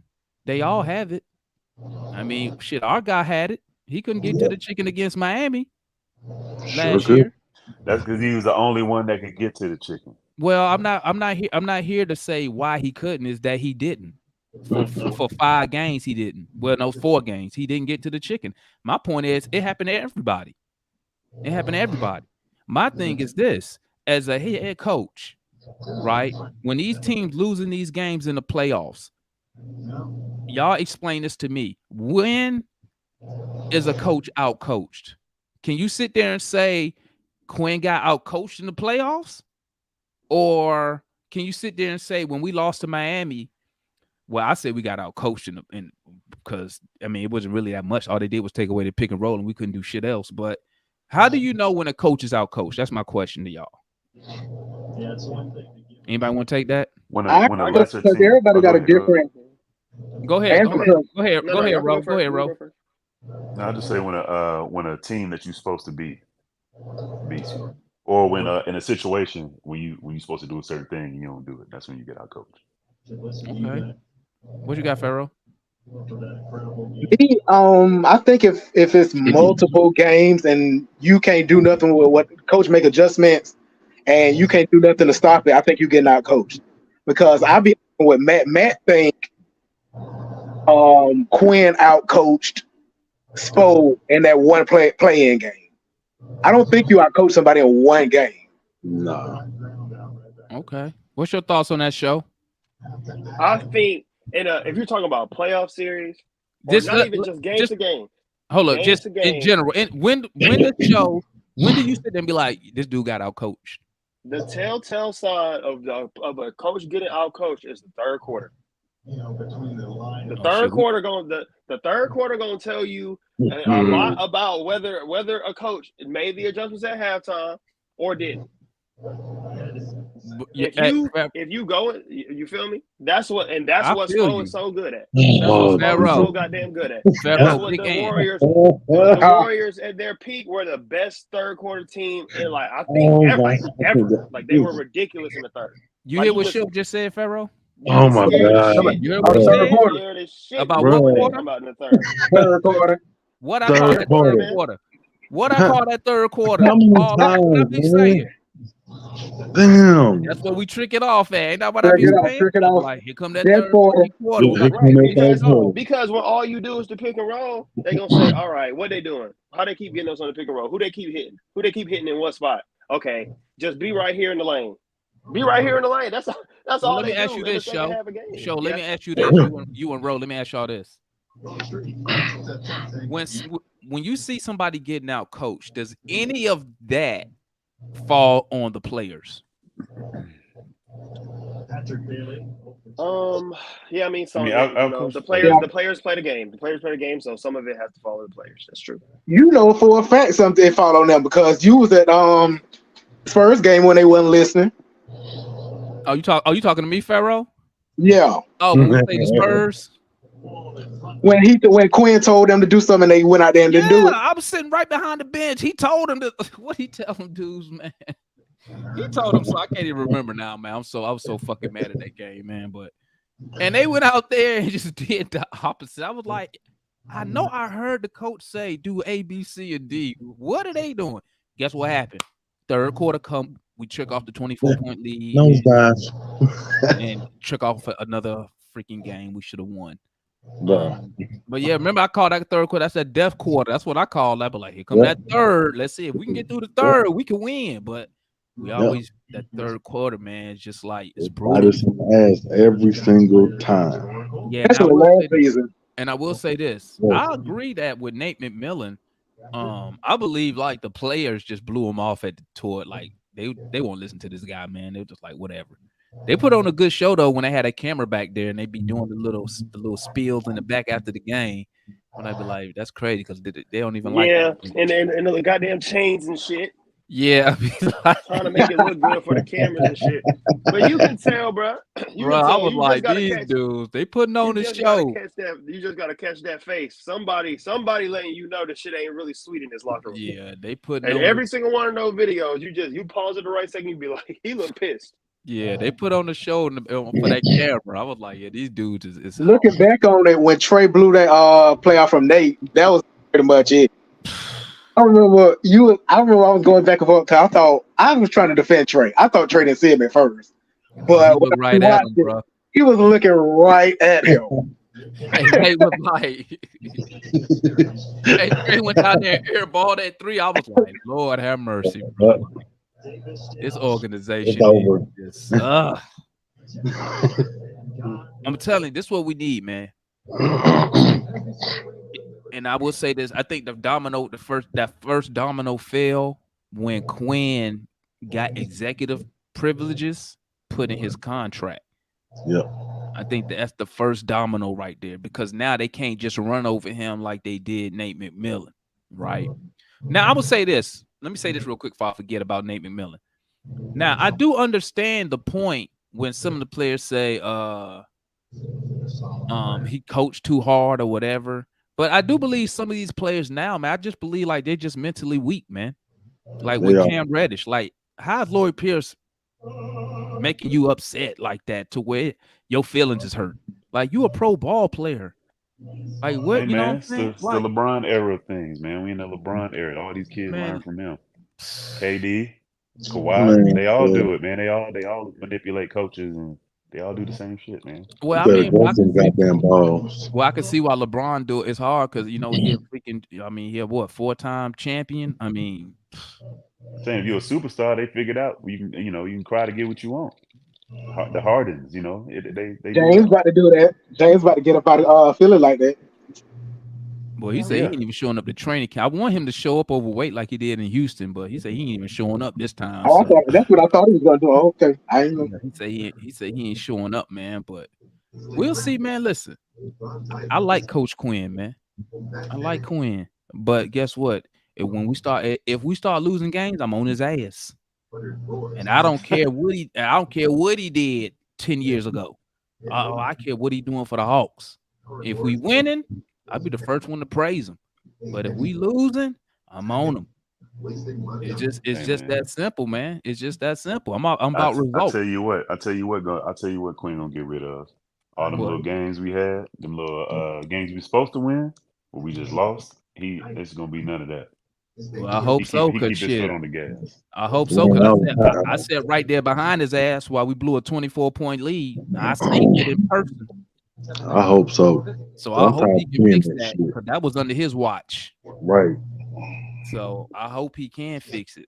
Personally, I think it comes down to the player, to be 100% honest. I mean, at the end of the day, that the player out there executing, the coach can only give you the blueprint. You got to go out there and actually make that shit happen. You know what I'm saying? And just like, I mean, it sucks, but that's who get blamed. All the coaches always get blamed for shit. You know what I'm saying? But yeah, I don't dislike Quinn. I like Quinn. I hope he win. I want to win. I want to win championship. I want to get to the finals. And if he ain't the man, get him up out of here. Get somebody else in here. Same thing. I can't remember. I wasn't here, but I heard you started talking about who you think is gonna start. Can you run that back for me? Everybody except okay, I'll run it back. It's Trey, Murray, Hunter, Jalen Johnson, and a toss-up between, I don't know for sure. I'm gonna tell you what it is. It depends on who started at center, who's gonna start at the 4. Yeah, but he ain't. So what you saying is, you gotta put Clint with Bay, and you gotta put Jalen with Onyeka. Okay, now let me ask you this, show that me and Ro was speaking on. One, it's a two-part question. One, do you believe Capella can be effective in the system at any part, elite defense, whatever, at any part in the system that Quinn is supposedly installing? And two, if you don't think he can, and you still trying to trade him, do you start Capella to make it appear like, because you don't want to, him coming off the bench, because that kind of hurt his trade value. You feel me? Yeah, I do know what you mean. It's a tough, like they're in a tough position now because everybody knows you want to start Okongwu at some point, but Right. everybody also knows that. But everybody knows that everybody knows that. So it's going to be very difficult for you to get starter value back, his actual value back for him. Unfortunately, today, that's just the way it is right now. So I really don't know, man. I think I've kind of, now you ask, can he be effective in Quinn's system? To a degree, like it won't be the same because he can't put the ball on the floor. Like he can do a dribble handoff. He's not inept at that, but like he can't really dribble, so Right. it's just not going to be the same as if Onyeka's on the floor. Because if Onyeka's at the nail and two people go with this, like the runner off the screen, like he can take 2 dribbles, spin, get to the rim, finish, dunk, whatever. Like I don't want Capella doing that. Like he can't. He's just not that skilled of a player. So I wonder actually if the Hawks do the deal with Dallas and try to get Rashawn, because that's the closest thing to Onyeka you can get back as far as like being his backup and being the same style of player. What about? Okay, set. I'm running some stuff through my head real quick. Let me ask y'all this: what's the? I hate to say it like this, but I'm gonna just say it. What's the minimum you would take for Clint Capella? Show. He ain't there. Ro, you there? Yeah, I got you. What? This for both y'all. What's the minimum? I heard you. Okay. Yeah, I heard you. I say a backup center and something of value. The minimum I would take is a backup center and something of value, whether that's a pick or a young player or like something like a pick and something of value is what I would take back. Something that can help me today or tomorrow. Can it be a second round pick? Hell no, I gotta be a first. And it can be protected too, but it gotta be a first. With Dallas wanted, we definitely now if it's gonna be a second, I'm gonna need a real good. If it's gonna be a second, I'm gonna need a real good backup. Like a real good backup. Okay. Because if it's a second, I might need a real good backup and some wing help too. Some real wing help. What's your thought on that, Ro? Yeah. I don't know if anybody give us a good backup and good wing help. And a pick. In a second? What's a give me just for an example, what's a good wing? Just for an example. So I know a type of player we talking about here. Okay, I'll stay with the Mavs here. Let's say they give us a second Reggie Bullock and fucking whatever. What's his name? Rashawn Holmes or JaVale, don't matter. Okay. I do that. That's the minimum. I would do it because I know that I need to. I don't really want to do that deal. Yeah, I wouldn't want to do but that. I have to. What I'm saying, you're in this is the predicament that you're in because you waited so long to trade him. The facts. I've been trying to get off Capella for about 2 years now, but hey, it is what it is. We right back in this position. Hey, the good thing is Trey love him. He melds with Trey, or he gels with Trey pretty well. So I feel like somebody could find a way. Well, shit. Didn't Trey say he loved John Collins? But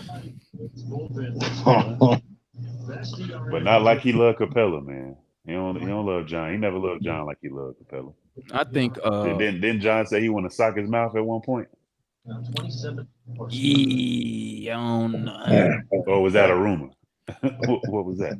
When I hear something like that, I gotta. You remember that, don't you? I'm not gonna sit here and say he didn't say it because I don't know.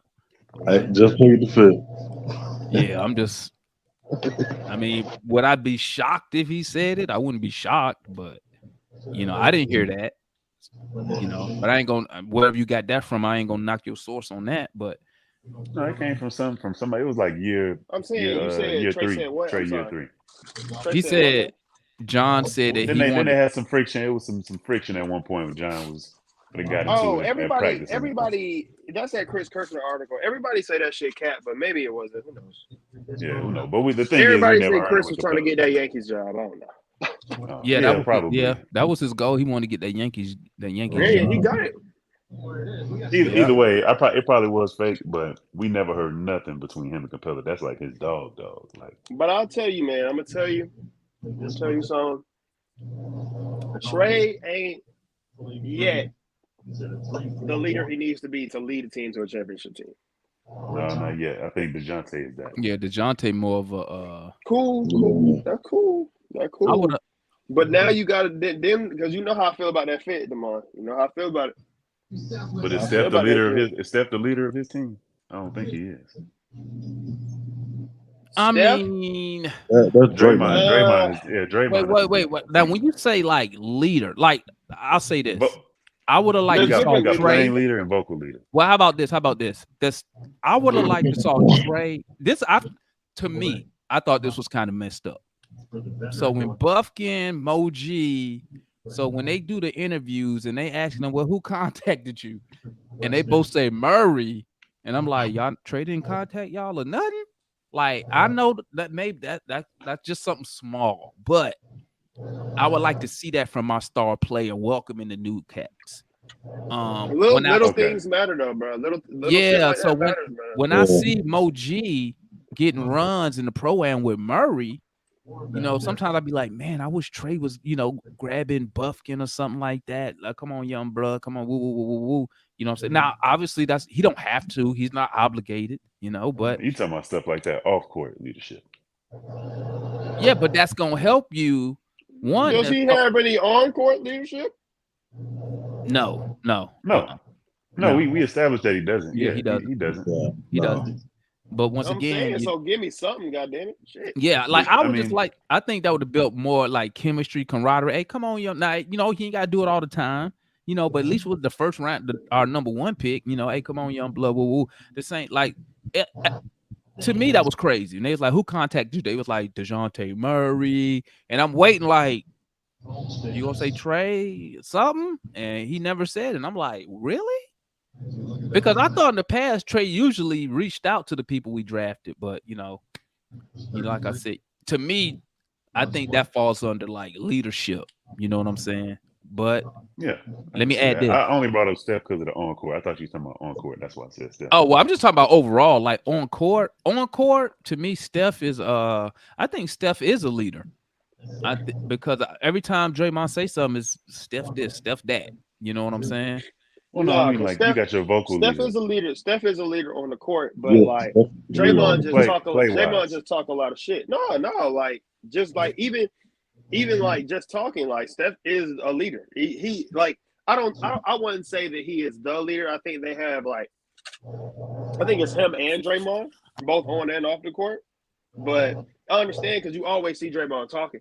I understand you always see Draymond talking, but like. Have you this is my favorite thing about the Warriors is I don't remember what game it was. It might have been against the Hawks, honestly, some years ago. And it's like a tight-ish game. And Steph and Kerr are on the sideline during the timeout, like pointing on the court, like talking, like they seeing it. And then like they're going like a 15-5 run or some shit, like right after that. Like it's some of the craziest shit I ever seen, honestly. Mm-hmm. Like that might not be leadership to you, but that's leadership to me. Get into the chicken. Just get to the chicken. Organizational synergy. I'm telling you, that's what we fucking need, bro. Yeah, it matters. Yeah, it does matter. And back to what Ro was saying. Like, I wasn't saying that. Like, the whole organization got to be on the same sheet of music. We know that already. One band, one sound.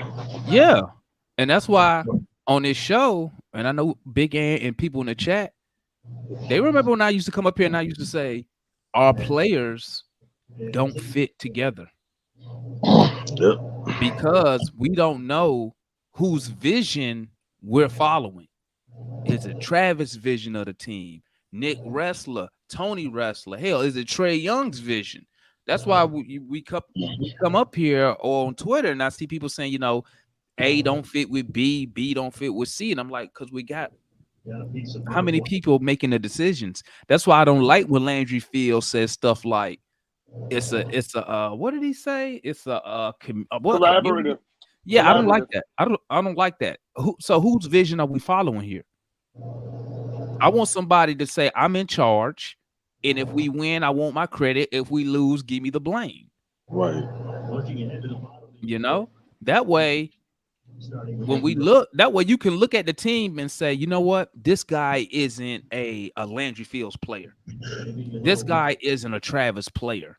I think when Landry Fields says that Hawks DNA stuff, to me, I think he's full of shit with that. Because what is Hawks DNA? What is it? Exactly, bro. What the fuck is that? I'm still waiting on the definition. So when he drafts Kobe Buffkin, and he says Buffkin has Hawks DNA, I'm like, what is it? What do you got?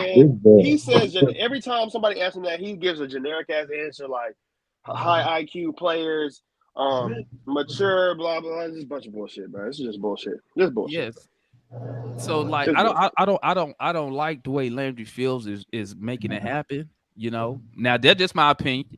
Obviously, I don't want the shit to fail because then we're gonna be losing. But I'm not a big fan of Landry. I know y'all like results, but you know I like Kobe Buffkin. But we gonna hold that down.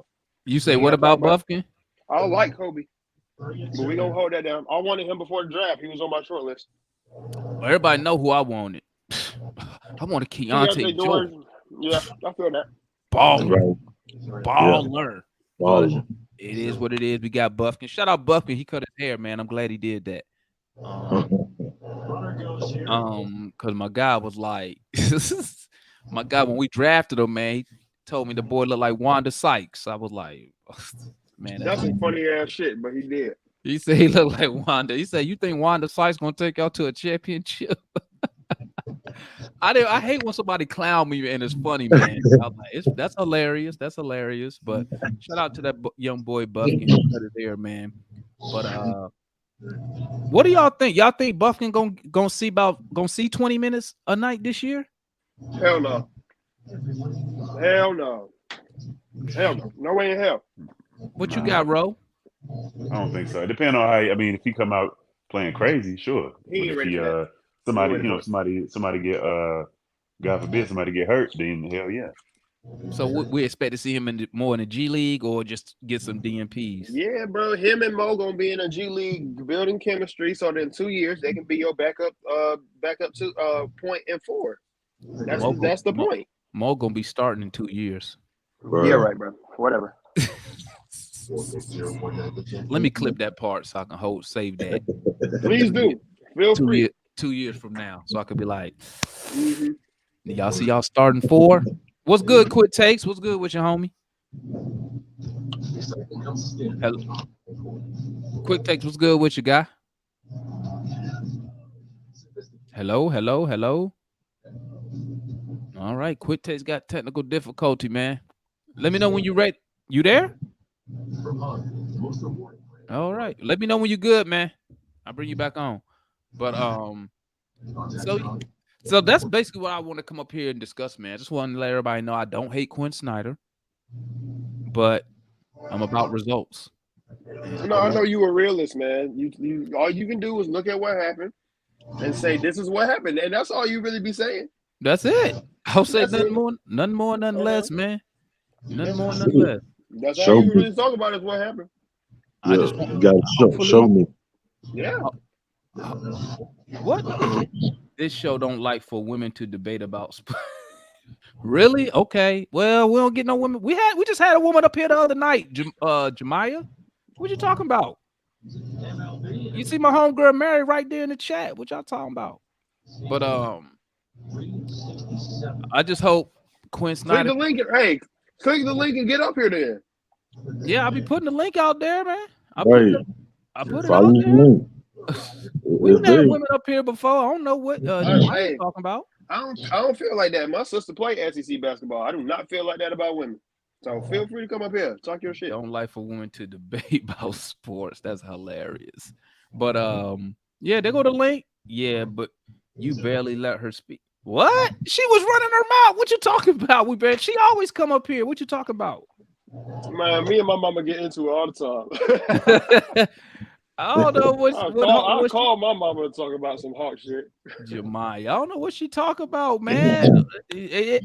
Listen, this is an interactive fan channel, man. I made this so fans can come up here. Why would I not let her talk? But when we get women up here, she talk. Oh, she was holding it down up here. What you talking about? But you know, they go to link. If you want to come up here, Jemiah, come on up here. We on bite, man. She is taking a shot, John versus the NBA. Huh? What you say, Trouble Man? They got my homegirl Mary right there. But anyway, man. But yeah, so listen, man. I just want Quinn. I just want some results. I want to win. I mean, so let me ask you this, Ro. Let me ask you this. And for you too, Show. So Quinn Snyder is gonna have a full off season, a full training camp under his belt. If we come out the gate 500 or under 500, and if I'm getting on Quinn because we under 500 or we at 500, I think we should be better. Am I in the right when I'm like, this dude, it's a problem, he need to fix it? I promise you, I know for a fact. I can tell you right now, I'm gonna blame personnel. I can tell you right now, I'm gonna blame personnel. Especially if Clint started, I'm blaming personnel. Why? Why you blame personnel? Because man, like I'm gonna be so sick that I'm gonna have to for it. If he fight, like, how many games you talking about? 500. 25. Oh fuck. Oh Lord. Well, I might be past my delusion at that point. I might be past delusion at that point. At that point, I probably if it's past 25 games, you slandering, you would think you're right. If we talking like 7 and 7, 7 and 8, then I'm saying personnel. But when you get to that's a little bit under third of the way through the season, then I'm gonna start asking the tough questions. Yeah, because that's the same thing I gave. Shout out my homeboy Ticket. That's the same thing I gave the chat last year with Nate Millen. I said 25 games. 25 games. We need to be A, B, C, or D, or I'm gonna be on. He need to be fired. What's good, Ticket? What's good, my guy? Hey, what going on with y'all, man? You ain't coaching no game today? Nah, our game was yesterday. Okay, y'all win? Yeah, we won 33-0. Mercy rule, man. What you teaching them kids out there, Ticket? You better teach them. Say again? I said, what you teaching them kids, man? Man, it's all about alignment. It's all about alignment and assignment with me, bro. Shout out. Now go ahead. Let me do this real quick. Damn, my shit. Shout out my guy YQ in the building. Hello. Man. ATL, find us up in here, man, and he gonna freeze up. Go ahead, Ticket. Oh no, it's all about alignment and assignment, man. Big ain't know what I'm talking about. Oh, that's all. That's all it is. 4-4 defense. They're going to 4-5. 4-4. That's what I run in Madden. Yeah, don't run that shit in the pros now. You better run a 4-5. That's why I run it on the video game. Oh, okay. But yeah, man. Now shout out to my little youngest. Hey, if y'all going to the Falcons versus Houston Texans game, after the game, my team playing in there against the Lanier Longhorns. Damn, so y'all every year, ain't y'all? Man, hey, bro. I gotta give these kids the experiences we ain't have, bro. Hey, what's the what's Hawks?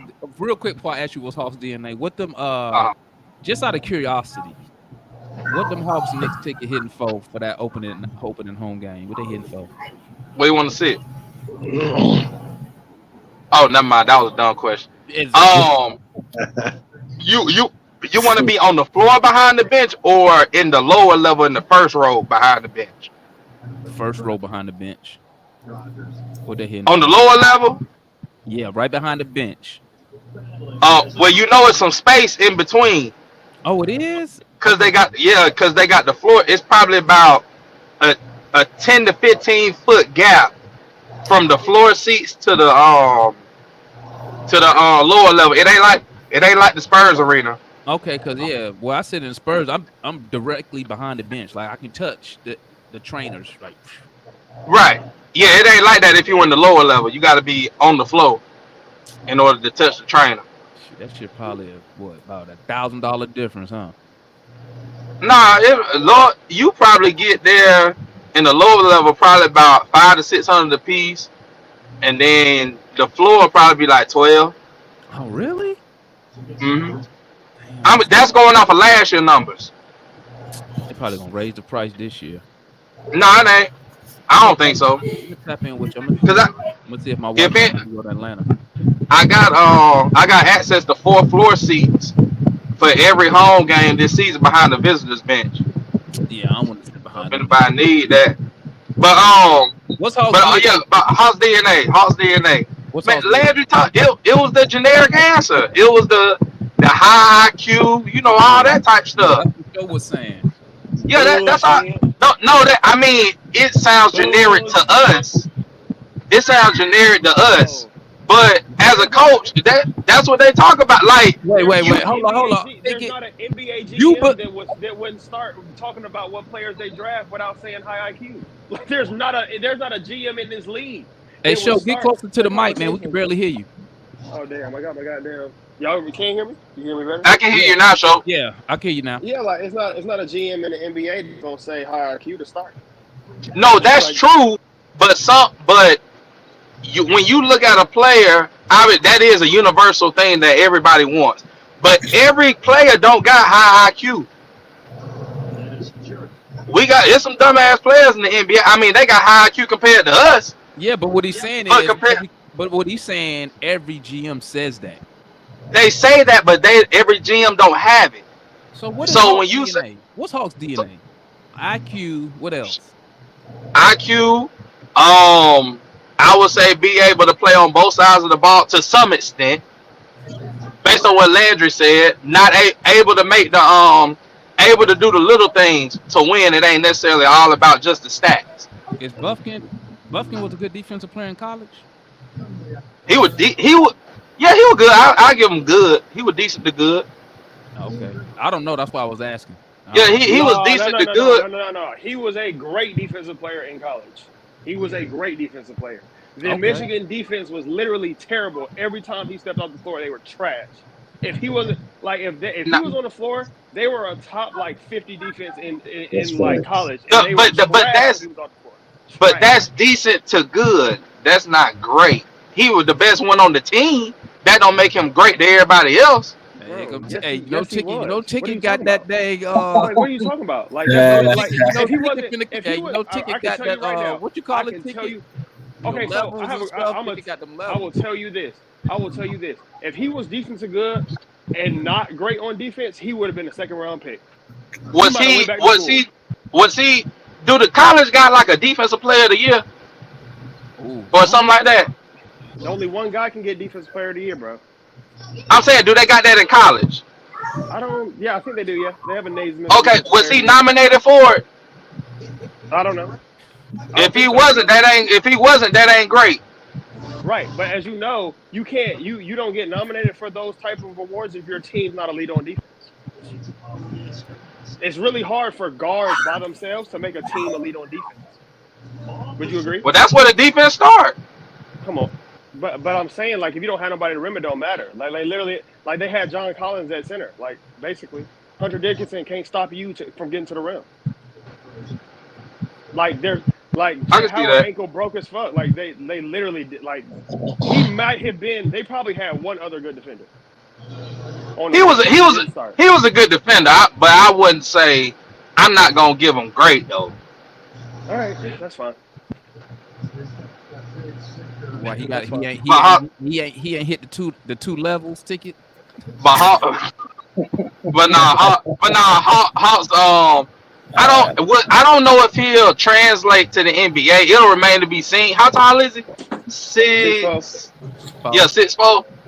I think he might need to just gain a little weight. He might need to gain like 10 pounds maybe, and then I think he'll be at his ideal place where he can really be as effective on the floor defensively. Well, let me ask you this real quick, Show. Do you think Buffon gonna have a problem defending at the NBA level of the guards? Yeah, until he puts on weight for sure. That's why he's gonna be in the G League. Okay. Oh yeah, he going to G League. Go ahead. Like, that's why he didn't play his freshman year, because like he just wasn't, like, he was good, but he just wasn't big enough to defend college guards. He put on 10, 15 pounds. Then he's one of the best guard defenders in college. You know what he need to do? You know what he need to do? Right? He need to get on the phone and he need to call Amari Spellman. Huh? We need to call Amari Spellman. No, that's the wrong way. Amari gonna show you how to put some weight. That's a big fucker. Oh, That's okay. Amari. That's the wrong way. Hey, Amari kept catching the Taco Big Bell. Baby Davis Jr. Somebody kept posting Amari going to Taco Bell when he was with us and stuff. They like, this dude all the way to Taco Bell. I'm like, God, please. Wait, hold on. I thought our GM said we're gonna see more of him real soon. Real soon can be 2 years from now. Yeah, He was talking like it was gonna be this year. He just saying shit. Hey, who said that Mo G was going to the G League? He should. Yeah. This is what I said about Mo G. I don't know, bro. This is what I said. This is what I said rather about play Mo G. 5 minutes in You think it'd be 5 minutes a game in the NBA, or go to the G League and This actually is play what I 30 said. minutes and be the star? Hold on, say it again. I said I'd rather have Mo G getting 25, 30 minutes a night in the G League than getting 5 minutes here, DNFs there, 3 minutes here. Easy. Same thing they did Jalen Johnson. 2 years ago, they was running Jalen Johnson in the G League, and he was dominating down there. And then when we bring him up here, they ain't playing. Because remember, the motherfucker was lost. Remember this though. Remember this. Quinn doesn't play a lot of players. He play a 9-man rotation. That was one of the issues. Listen, this one of the issues Utah, the front office, had with Quinn. They wanted him to play younger players and more. But them young players was ass, bro. Well, yeah, no, I'm not saying the player was good. I'm not saying the player was good. I'm just saying I believe Quinn's philosophy. I think he's gonna stick with that, like the 9 players. Because I mean, ain't that what he did when he got here? He wasn't playing everybody. Because remember, people were saying. Remember what he said? He said it's a toss up between Jalen Johnson and AJ Griffin, right? And I used to sit here and wonder and be like, why you just don't play both of them, bro? It's the regular season. Like, play both of them. Why not? Why you can't? The dude, he sat him down for 4 games, bro. I'm really he sat him down for 4 games. But I'm just saying the point. My point is this: show why he just didn't play both of them. Why he even make that comment? Because you can't put AJ out there against Boston. Hold up. Hey, you can't put AJ out there against Boston. No, show. He said that. He said that when he took over in the regular season, though. That's what I'm not talking about playoffs. Okay, right. So he took over. Then AJ missed 4 games, and then he played the rest of the season, right? And then he didn't play in the playoffs. That's what happened. No, AJ got benched before that. Yeah. AJ got benched. Wait. Multiple games. How's that possible if he played 72 games? Go look at the game. When did Quinn take over? When did Quinn take over? Acknowledge that he only sat down. Quinn had like. Hold on. Yeah. When did Quinn take over? March 2nd. He had like 20 or 21 games. Which game were we in? 6. It would have been like. AJ missed 4 games after Quinn became the coach. 4. And the playoffs. That's it. So he missed. So if he missed 4 games in the playoffs, how many minutes did Jalen Johnson get? Not all per game when Quinn took over. Him too.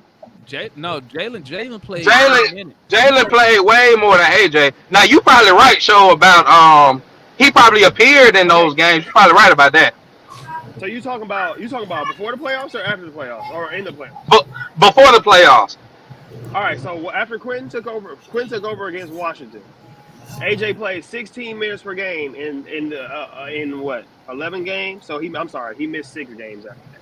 So he played in 15 to 21 games after Quinn took over. And Jalen, I'm looking it up. JJ. I think Jalen maybe it missed 2. He missed the first. Yeah, he missed the first 2 games. Yeah, he missed. I'm talking about, No, baby. he missed the first game, and then he actually missed. He only played in 13 games because he missed like a week and a half, and he played 17 minutes a game in 13 of the last 21 games. Now, and then Jalen played in the playoffs. Jalen was hurt during those games. He didn't play. He was hurt because he was hurt in the San Antonio game. Because I asked him, I said, "Hey man, when you coming back?" He was like, "Soon." I was like, "All right." Then he missed after that. He missed 6 games after 5 more games, and then he came back. So I got a question. If John Collins show you right, if John Collins gone, why Mo G can't be in that spot? I ain't saying starting. I'm just saying in the power forward rotation. If John Collins gone, he's the third power forward. Listen, man. You still got what's the dude that play defense? Well, you got Bay. You can run Bay. You can run Bay at power forward. You gonna have. I'll tell you this: the issue with Mo is defense, bro. He looked great on defense in the summer league. I understand summer league ain't the NBA. Summer league ain't the NBA, bro. He gonna down the screen. He too little. He need to put on weight too. You'll see. And that's why I'm with Show. That's why I said I prefer him to get 25 minutes a night in the G League, right down the street in College Park. Get 25 minutes. So go out there and ball. But if he shoot better than a Kongwu right now, I ain't saying here we go. Here goes Ticket. Hey look. Don't fall for it, man. Don't not Ticket trying to act like he confused and all this shit now. No, I'm trying not. I mean, he is telling the truth though. No, if he should. No, y'all know a lot of folks in the group said, correct me if I'm wrong, that Quinn wanted to go 5 out. A Kongwu made 5 threes all season. Niggas ain't shit, bro. Y'all ain't shit, bro. He made 5 threes all season. I'm gonna change the name of the channel. No. You know what I'm change the name to? Be Petty TV. He's your father. Niggas come up here and be petty as hell. You see Josh Smith numbers. Confused face, like he was confused. He was like, "What?" No, I'm saying because folks told me that. Yeah, folks told me we was playing 5 out, and we relying on the center that made 5 threes all season to be the featured guy in the 5 out offense, and we just drafted a 6'11" guy. I ain't saying he should start. But if we need to space the floor, why would we send him to the G League if he the only big that can shoot? Clint, you ain't shit, Ticket. Did I lie anywhere? Did I lie anywhere? Clint go shoot. He ain't ready to play NBA defense, bro. He ain't ready to play NBA defense. It's the same. Bro, don't fall for it, bro. Don't do it. Basically, because Matt and them is like, yo, we need to start a Kongwu because he can do A, B, C, and D that Clint can't do. Ticket is pro Clint, but Clint ain't gonna be successful in his system, no. Ticket. No, I'm Damon. A Kongwu ain't gonna be successful either if he talking about 5 out. But a Kongwu can shoot the ball. Shoot what? He made 5 more threes than Capella last season. How many Capella made? 0. That's the point. Right. So he made 5. He made more than Capella. How can you, bro? So do the math. What's 5 divided by 82? I don't know. That's how many 3-pointers per game that a Kongwu man. I guarantee you get a decimal. I think. Listen. Salute to Clint Capella, man. Listen, I appreciate Capella's service here, man. I appreciate. No, if Capella gotta go, he gotta go. I'm fine with that. Even though I love Clint, I'm just talking about his offense.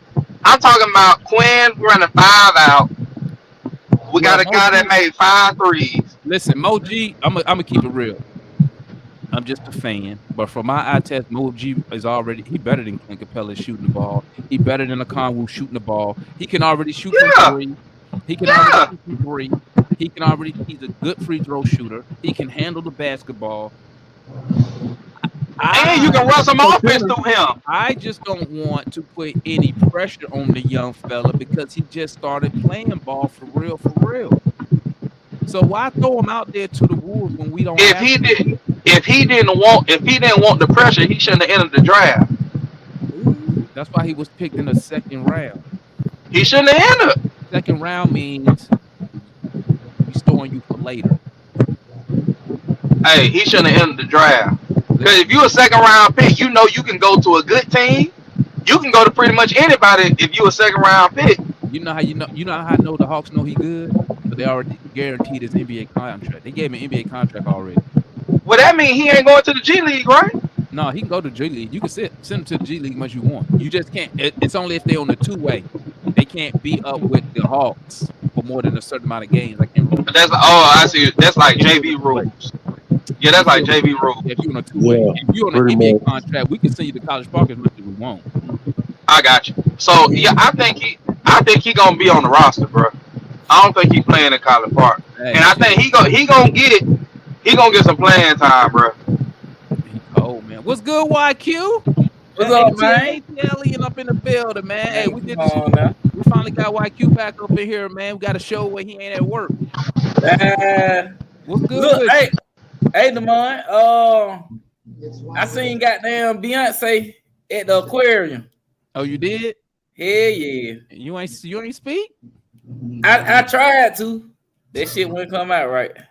She ain't had You security. could have told her you was best friends with AJ. You should have told her you was like, baby, you know I'm on We Talk Hawks TV. Come fuck with me.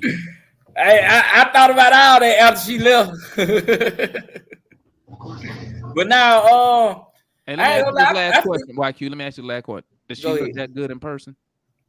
Man, she look better. She look better. Then there was one guy, he done fainted in the store. But yeah, but now look. She ain't know Alicia Keys. What you mean, shy? I ain't seen Alicia. She ain't know Alicia Keys. I said what I said. You crazy as hell. No, I ain't. Alicia Keys. Yeah. I mean, look, I need to open up the eye, Farrell. What's good with your YQ though? What's good, baby? Nah, man, been working 2 jobs, so that shit got there. It been hard for me to catch up. Shit, they got you out there like a Jamaican, bro. But that's what I said. You need 4 more jobs, you be right up there with them. We'll get that one day. But now look, y'all feel like what he ain't gonna have a good year. Who that? This for another team, Kuminga. Oh, he been balling. Yeah, I think he gonna be one of those players who got something to prove, bro. Yeah. I was just about to say, you think he gonna have a bigger year or JJ? I think I want to say Kuminga only because the Warriors, because he already requested to be traded from the Warriors. If y'all didn't know, he requested to be traded because he's not getting no playing time. Yeah. Remember, the Warriors lucked up with that #1 overall pick. I think Kuminga was #1, right, or #2. He was one. Who the one they traded Detroit? Wiseman. Wiseman was okay. I'm mixing up the names. Okay. They traded Wiseman. #2 and was 1. Okay, Kuminga was #2. Wiseman, LaMelo. So he looking for opportunity, and guess what? I bet you money off the top of my head. I bet you he up for a contract soon. He should be right. Yeah, that's almost 3 years, 4 years for the rookie deal. Yeah, so, he look like he about to ball this year. I ain't gonna lie. He trying to get paid. He can't get paid being no backup. Well, he can get paid, but he ain't gonna make as much money if he was starting and general managers looked at him as a key piece to a franchise. Cause who in front of him? Just Draymond? No, you still got everybody there. Steph. Not somebody in his position though. No, Kuminga is he a shooting guard, ain't he? Oh, he a shooting guard? I want to say off the top of my head, don't quote me on that. He do got some moves. Kuminga 3. Who told you that? Oh, he a 3. I don't know. That's why I'm asking.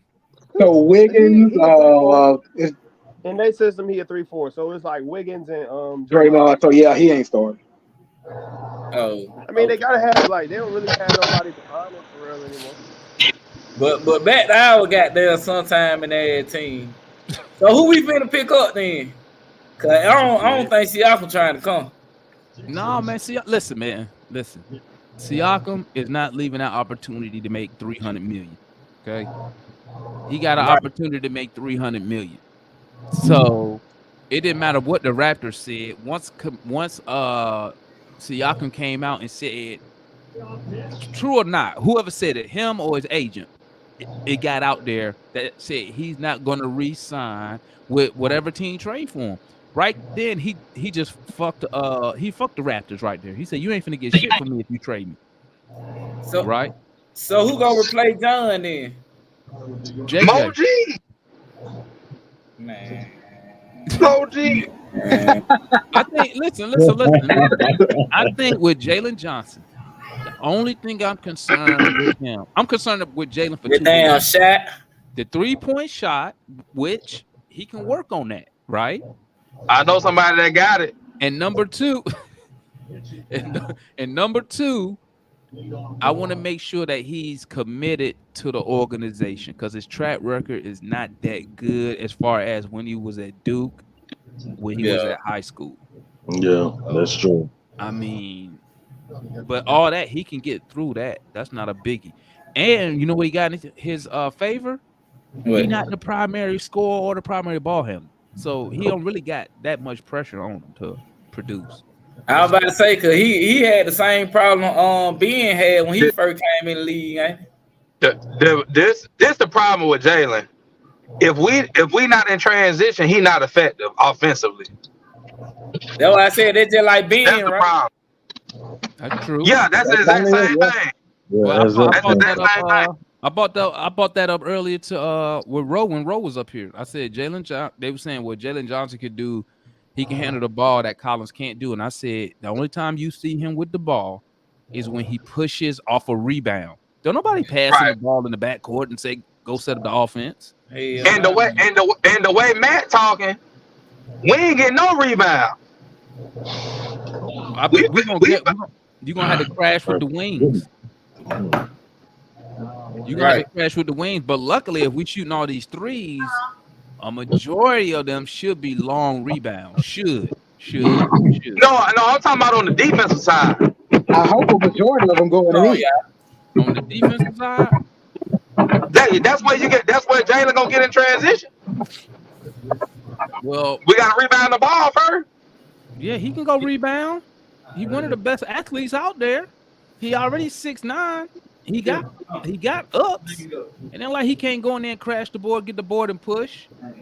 Especially when Trey out the game, when it's him and Murray out there or him and Bogey. Well, yeah, you rarely see Trey and Murray out the game at the same time, but he'll have them out there. Now I believe you'll see him do more when Trey is out because they all been brainwashed. When they get the ball, pass it to Trey so he can bring it down. So, I think you're gonna see a lot more when it's him and Murray out there because Murray will tell them, "Boy, hey, go." You know what I'm saying? So we go pay Bay. With what money? All right. You still gotta extend Double O, and he gonna get about 20 million. I can tell you that right now. What you mean? No, don't extend. Okay. You ain't gonna let that number 6 overall pick just walk up out of here, player. That ain't. So who you gonna keep, Ticket? Who you gonna keep? Clint O? Man, O need to go to the power forward, bro. O need to go to the 4. He too little to play the 5.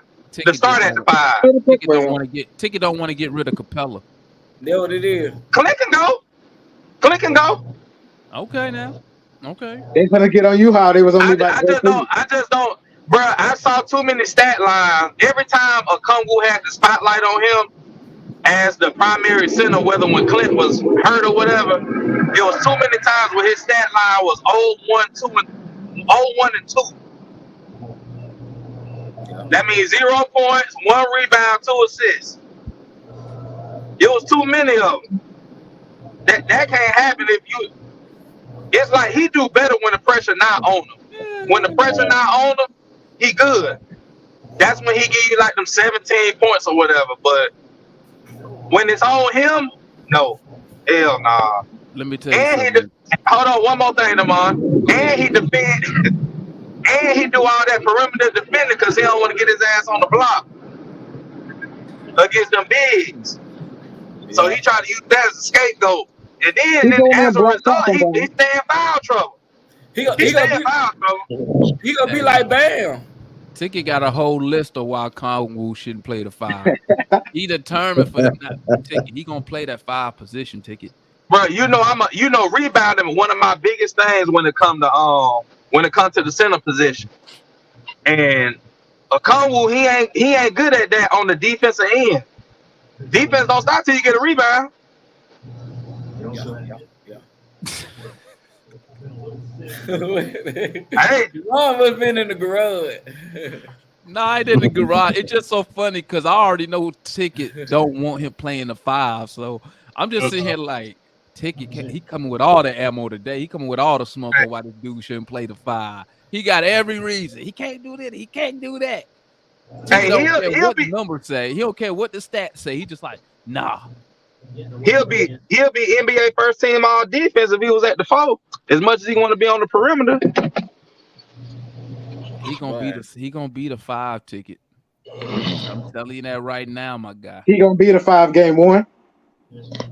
I don't know when, but I think Capella's out of here, man. I just don't know when. And plus, I don't see Capella fitting in the offense. I don't see it, man. Now, I don't know. Maybe. But how do you see a Kongwu fitting? Because he can shoot the ball. His man have to account for him. Schlenk can't. No, he don't. Jalen Johnson shoot better than a Kongwu. Damn. Ticket just saying shit now, bro. He just saying shit now, bro. He in his Matt mode. Anytime they start, he just running out stuff now. They say Kongwu done allow tickets some on Prize Peak. So y'all saying that Jalen Johnson don't shoot better than the Kongwu. I mean, listen, man. What you mean better? Jalen When Johnson you say better, what you mean? He's not a good 3-point shooter. So a lot of his stuff come in transition, easy buckets. So he should have a high percentage, but no, I'm talking about shooting a 3. You mean making them or the actual shot the way it looks? I'm not talking about making them. Good. Oh, you talking about making them? Okay, well then. But listen, Ticket just want to come with the 4, bro. That's all he wants. That's his whole narrative. He gonna try to keep pushing that narrative, but I'm trying to tell him they gonna run him at the center position, man, like they've been doing for the past 2 years. And then Moji gonna have to play because his ass gonna have 2 fouls at the damn 8-minute mark. I mean, maybe he works on that, man. You ain't trying to give a combo no type of credit that he could get better in the off season. We already know. Can we agree on this? Okonwo is a good on-ball defender. Can we agree with that? Yeah, I agree with that. But he get in foul trouble too much. Okay, but we don't know he gonna do that this year. Let's wait for a couple games and see what happens before we say, oh, he gonna be in foul trouble. All right. At the end of the day, I mean, we really can't control the fouls, man. The refs call what they think is a foul. All right, all I know is that what year he going into? Okonwo this year 4, right? In this year 4? This year 4. When the last time you seen a center supplant another center this late in year 4? Normally they would have done it already. But we can't. That's why they was trying to move Capella this offseason, Ticket. They tried to move him. They tried. He gonna be gone, bro. He gonna be gone. Capella gonna be gone, bro. Sooner or later. All I know is soon I can hear it now. We don't let her lose to the damn Knicks and the Kumbu ass got a triple single. I mean, if we do, you're gonna be the first one up here, and I can't wait to read what your title gonna say. I know it's gonna say something big. He probably Ticket to do something like come up here and his title have like 1 rebound, 2 assists, no points. Who am I? That's the type of shit he was doing last year. That nigga who am I? Who am I? 0 points, 1 rebound, 3 assists. Who am I? That's what Ticket gonna have on his title when he come up here. Man, folk be making the Kumbu like he the second coming. I mean, listen, I think a Kongwu is good, but not a Clint, right? Not the second coming of Clint, right? As long as he ain't the second coming of Quinn, we good. I don't need the second coming of Quinn. I done seen that shit already. You hear that ticket? Ticket must got a phone call. But I mean, I think Okongwu is good. I mean, I'm not gonna sit here and say we gonna be trash because he's starting at the center position. I think Okongwu is an amazing player.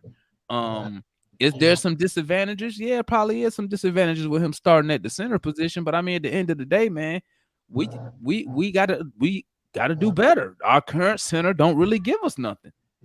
I mean, don't worry, we got Bruno to back him up. You know, if Clint Capella was still giving us that 15 points, 14 rebounds a night, effective on the defensive end, I could roll with that. But I mean, we see his numbers steadily dropping off now. Why his numbers going down? I don't know. I ain't gonna sit here and try to speculate nothing. But I mean, I believe, and Okongwu's a younger guy. So I mean, I have no problem with him being the starting center. The only issue I have is I don't want to mess up Clint Capella's trade value. That's what I don't want to do. Shout out to homeboy Tristan in the building, Mary in the building, Trouble Man, Xavier in the building, Leon in the building. Who else up in here? White Mike. Who else up in here? Cujo in the building. My bad, guys. You know I usually do all my shout outs at the beginning and whatnot. NBA Quick Takes in the building. Shout out to everybody. But yeah, man. I hope Coach Quinn come here and I hope he dominate while he here. Shit, I want to win. You know what I'm saying? But like I say, listen, you let us do that shit we did last year, I'm on their ass. All of them. You know what I'm saying? Because it's time we need to be winning games, bro, and stop being a fucking playing team. I'm tired of that already. You know what I'm saying? And I need these casuals to give my guy Trey put some respect on his name. Right? Can I do a little Jalen Johnson propaganda before we get up out of here? Yeah, go ahead, man. Do your thing. Dang, don't glitch on me now. That's some bullshit. What do you say, Show? Show. Did y'all hear what he said? It sounded like he said, "Don't glitch on me now," something like that. Must be his computer or something, or phone or whatever he on. Shout out to homeboy Barnesy in the building. Shout out my homegirl Mary up in here. Cujo said we are all-time great playing team. I mean, guess what? If we make the play-in this year, I think we'll be the only team to make it 3 years in a row in the play-in. Yep. I mean, I Have guess we been in it every year? Did it been in this? the last 2 years we have. Can I do some Jalen Johnson propaganda, bro? Yeah, go ahead, do your thing. So the thing with Jalen is I know he can't shoot for real. I get it. But like I said, 37% from three since January 1st. He ain't shoot a lot. I know that. But as long as your accuracy is up, they got to defend you. Period. That's just the way it is. And it's not about everybody being able to shoot threes. It's creating good threes for the team. For the team. He helps create more threes for the team. Okay. Like Trey helps create more threes for the team, not just by shooting them, but by getting it to shooters. Like, you're not even realizing yet, like, people don't even respect his passing yet. When people start respecting his passing, then you're going to see what he can really do when he gets to the rim. Because a lot of the time, he'll just go to the rim, defenders just falling off shooters' heels because they think he's John Collins. They think he's John Collins, and he gets to a shooter. That's why I'm telling y'all, bro. He's just everything that we need from John that we couldn't never get is what Jalen Johnson is. Put the ball on the floor and create for himself and others. And yeah, it really is just a three ball. I'm gonna tell you right now, man. He 36, 37% for being the top 50 player in this league. Well, Don't say I didn't warn you. I'm gonna tell you like this. I said last year on this same show, I said Jalen Johnson to me is Scottie Pippen light. He can't do two things though. Can't shoot the three, and that's for today's NBA. He can't shoot the three.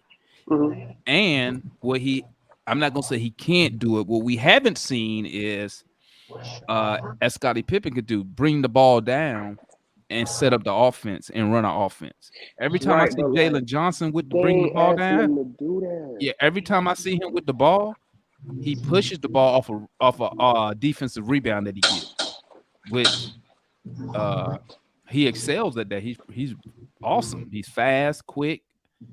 But I think those two things. Now, granted, I'll say this: the second part that I said about setting up the offense, that's that does that make or break him? No, because he's always going to be out there with somebody who's going to do that, a la Trey, a la Murray, maybe Bogey. So I'm not really harping on that. Like I said, for Jalen Johnson, I'm gonna tell you though, about, huh? I think you're gonna see that more because what we talk about with the Hawks is, for the most part, for the past 2-3 years, they run an action. If the first action doesn't work, it's going to be an immediate reset to Trey, and he gonna make some shake, or they'll run another action. They're not flowing seamlessly from action to action, right? So what you're gonna see more now is, because the pick and roll is always gonna be there, right? So what you're gonna see now is more often than you did last year, and probably more often than you think, you'll see somebody like Jalen bring the ball up and run the action for Trey to get, whether it's a shot or going downhill, down the middle of the lane, and then that turns into a pick and roll, right? But if somebody goes under, if somebody fights over the screen and gets screens hard enough, then you got Jalen to the lane. It's just going. That's what I mean when you talk about, like, I'm saying, bro, like, we've seen such shitty offense for so long that the idea, like, literally, it's hard. I understand. It really is so difficult to see the Hawks playing a modern offense. Like, I get it. Like, I understand why it's so difficult for everybody to see that shit, because we've seen bullshit for the past 4 years. We've seen Trae Young be so good running the same play from different spots on the floor over and over again that you just don't think it can happen. But, like, I understand what you're saying. I understand what you're saying. Like, you just never saw him doing that because Nate McMillan thought he was a fucking big and not a forward. So, like, he been practicing to be a forward for 5 months, thanks to everybody's favorite Eastern Conference Finals head coach. All right, I'm off. I was finna get mad, so I should stop talking now. No, get mad. But I'm gonna say this though. I agree with your listen, I agree with your show. I'm not knocking JJ. I'm just saying, like, I think, and I think I put this on Twitter. I think the 3 ball, and when I put him just shooting, and I put this on Twitter. I said if he can just shoot 33% from 3, right? To me, that's enough to put pressure on the defense to say, hey guys, we gotta account for this dude out here. We gotta respect it. Because, like I said, when we was talking about Dedmon, and I was talking about how, like, we marginalized John Collins' skill set by trading for non-shooters. Dedmon is not a good 3-point shooter. He's a shitty, like, 3-point shooter, even for a center. Right. But all it takes for Trae Young in the pick and roll is a moment of hesitation. That's all it takes. He's that good. Like, if you're stuck in the mud for a moment, it's a lob and you getting detonated on. Like, that's all it takes. So that's why you say Tick said Okongwu can't shoot. Yeah, but all I need is for another center to think about it for a moment. That's all it takes. That's all it takes. And somebody on the rim getting yeah, okay. You stopped me at the right time. Go ahead. Well, let me ask you this. Yeah. Now, Summer League, right? Do you agree that the offense that we're running in the Summer League, right, is going to be similar to what we do in a regular season? They're going to try to do that, but they don't have the full personnel to do that today. Okay. Because if you're going to start Quinn, you can't have him out at the top of the key like Kevin Gele, like, passing the ball. He's not capable. Right. So when I was watching Summer League, I could count how many times we ran the pick and roll on one hand in all those games. So I don't think I don't think the pick and roll, we're gonna be heavy pick and roll this year. So I'm saying. You're thinking of the pick and roll and the traditional ball, like point guard gets the ball at the top of the key, pick and roll. I'm talking about JJ brings the ball up, Trey's on the wing. He, like, Okongwu sets a screen for Trey to get Trey open. JJ hands the ball off to Trey, and then they're both rolling to the rim. One pops or one goes to the rim. Like that's not a traditional pick and roll, but it is. Yeah. You Now know what I'm saying? Like that's hard the for me kind to of shit see, that I'm show. talking about. That's hard for me to see right now. All right, I know, I understand. No, you're right, and I understand that. Like, and that's I'm my only point. saying it because I don't believe, and hopefully I'm wrong. I don't believe. You don't think Trey can see control of his team? No, I don't think that with Trey on the court, that Jalen Johnson would bring the ball down, not in a fast break or off offensive rebound. Now I could see that happening with Murray because I've seen it. I've seen when Murray told him take the ball down. You know what I'm saying? Because he threw it to Jalen for some reason in the backcourt. I forgot why he had to give it up. And he said, "Oh, take that shit down." He said, "Go ahead." I don't see Trey doing that. I see Trey trying to find his way to get through the defense, whatever, to get across half court. Woo, woo, woo. Hey, when his head coach got executive in his title. What? Hey, like you said. Hey, that's what I'm saying now. Listen. Head coach got executive in his title. That's what you said. I'm all for anything that's gonna lead to wins. Shit, if he can pull it off, pull it off. But that's why for me, like knowing that he's capable of that is why I'm so high on Jalen Johnson with this team. Because like I think I don't know if I was in the space where I said it in like last week. I think JJ and Onyeka can be Trey's, Draymond Green and David West. Like I genuinely believe that. Like that's the kind of players that they are. Like even if they can't shoot the three well enough, all I need, like Trey is the level of player that all he needs is for two defenders to think about it for a moment while they're at the nail. And he can he gonna beat you to the rim. Like that's real quick, real quick. I'm gonna ask you a question. This might trigger my boy Pharaoh. Give me your quick thoughts on give me your quick thoughts on what you seeing from Hunter this year since it looked like we keeping him. Oh shit. Did she tell you? Did you hear me? You hear me, Show? No, but God. Y'all heard me? Hey, Show, did you hear me? No, I didn't, man. I'm Wi-Fi was tripping. Oh, I said, hey, give me your quick thoughts. What do you expect from Hunter this year?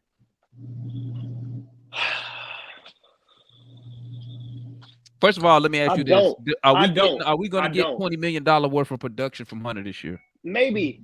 I'll say maybe. But like I've said to many people, if Quinn makes DeAndre Hunter look like worth $20 million, then we're gonna have a hard conversation about your 1-8. Because goddamn. Like we ask ourselves many times, like, is he capable of shooting 6 threes a game at a good clip? We ask ourselves that. And we don't know because ain't nobody ever asked him to do that. Which I find but we know Quinn don't ask him to do that. Like we know that, right? You know what I find funny about Hunter? And I think I said it up here. How come in a regular season he plays such a vanilla style of basketball, right? He put up vanilla numbers, but then in the playoffs, his scoring goes up. Like I don't know, man. It just be what I guess is it just be that? time to go get the chicken. I don't know what it is, bro. Last year he time to get the chicken. He averaged 21. I know, man. I know. Year before that, he almost averaged 30. I know. I don't know. I'm like, I don't get it either. I don't get it either. Where is this in a regular season? I think it's one of those things where we get to the playoffs and the teams are literally like, we are going to take away Trey. Like full stop. Like I'm putting my foot down. Trey not gonna beat us. If the rest of y'all motherfuckers can, then so goddamn be it. That's exactly how Miami played. Yeah, because they said, well, shit. Hey, they said shit. Hey, this is the only motherfucker that can beat us. So if we stop him and y'all beat us, then goddamn it, y'all just gonna beat us. I mean, obviously, it didn't go that way. Hunter almost pulled out that game 5 for us. He almost got it done, man. He almost pulled out that game 5. I was like, this. The biggest thing for Hunter, man, is like he is not a high IQ player, bro. No, not. He's just not. He's just not. Like I'm coming from Virginia, playing. I know. He did either that or Nate and Lloyd. Well, really Nate. I'll say Nate and Nate just told him only to look for his shot. Because I know for a fact that Nate does that, has done that to players that have played in the Hawks uniform. When you get the ball, you need to either be looking for your shot. Don't be trying to pass the ball. Don't be trying to do no extra shit. You need to be looking for your shot.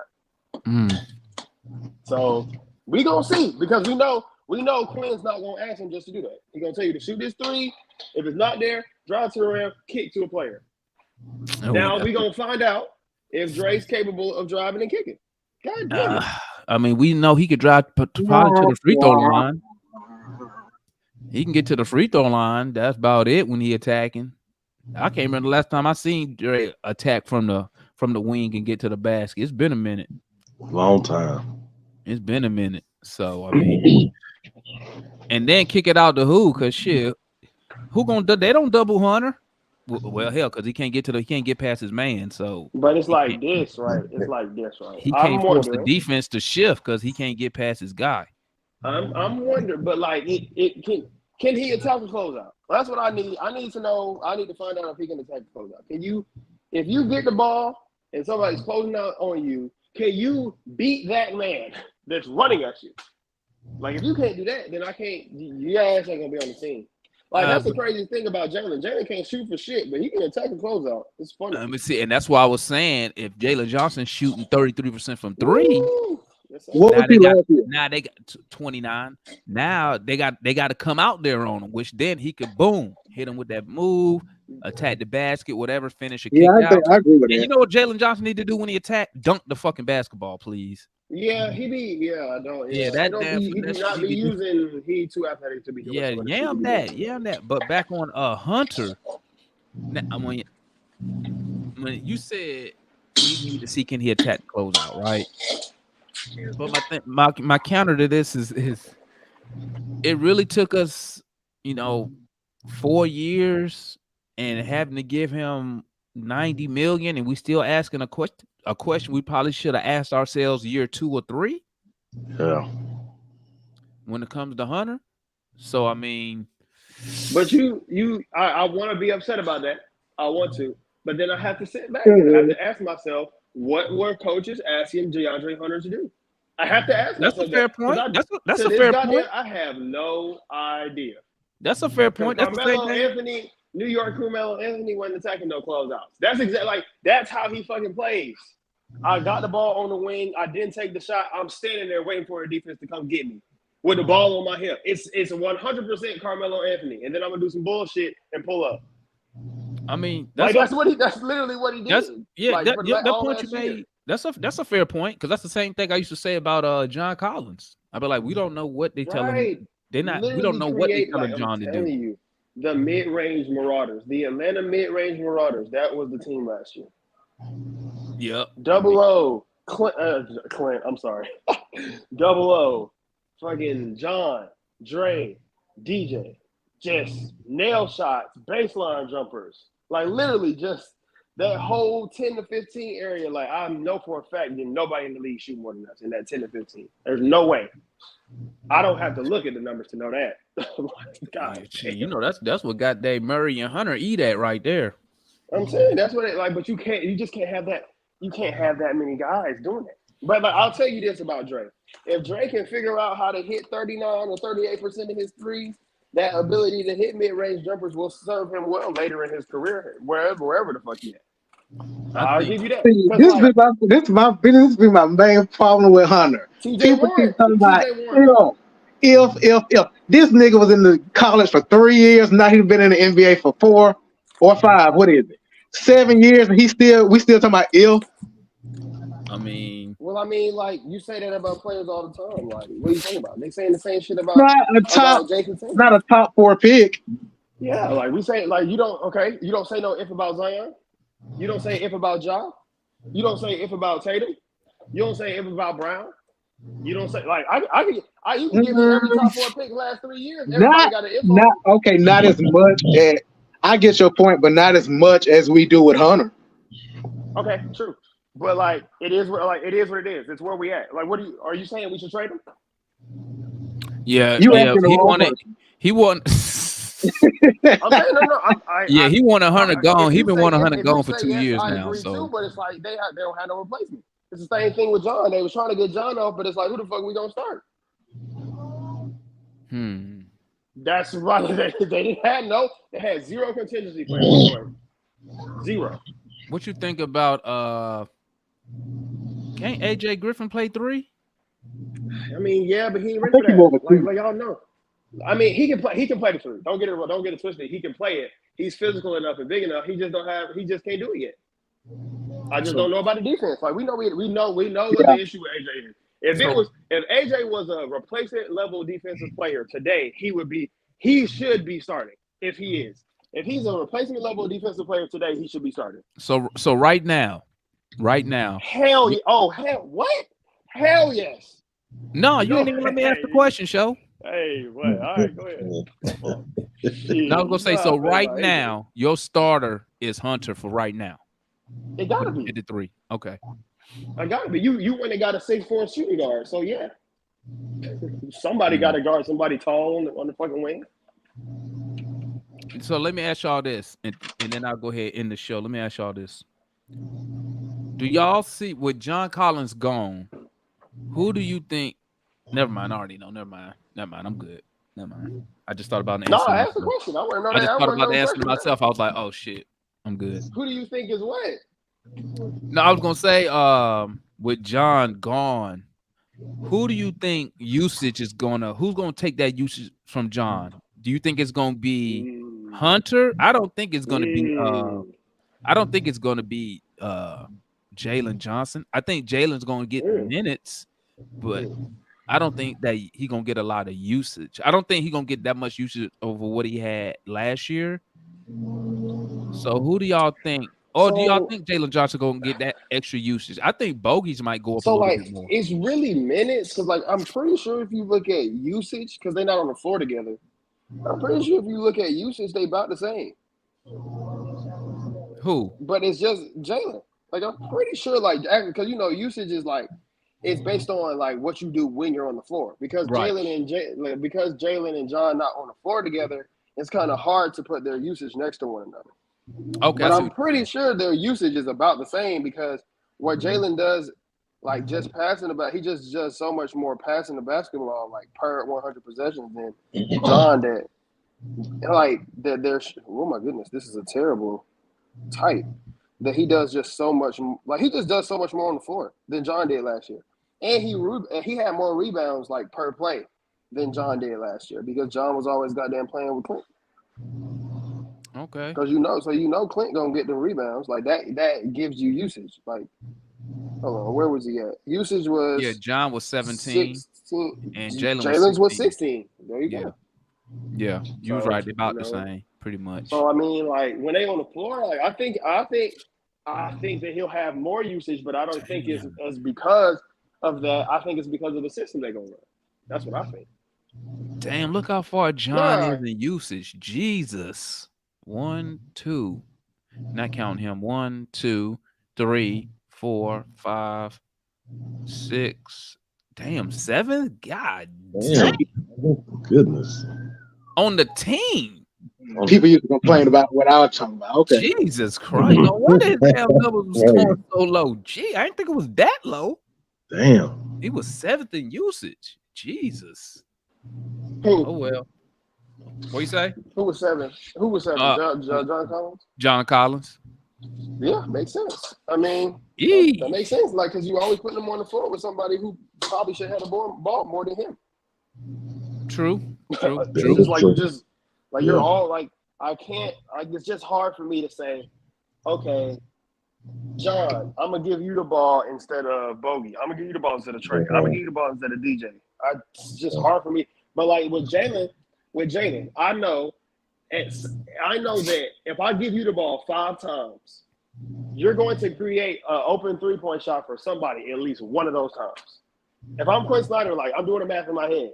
If I give you the ball 5 times, one of those times, even if it's just on if I'm giving it to you on a motherfucking catch and shoot opportunity for yourself, and you don't take the shot, chances are you're gonna create an open 3 ball for somebody else. Man, that's just the chances. Listen, man. if this dude turns out, I just need another person on this team to command a double team.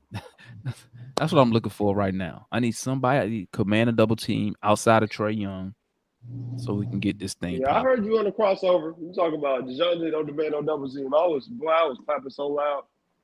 But am I wrong though? You're not wrong, bro. Because they'll just they gonna let DeJounte get to that nail and shoot that many. Take that shit. That's inefficient offense.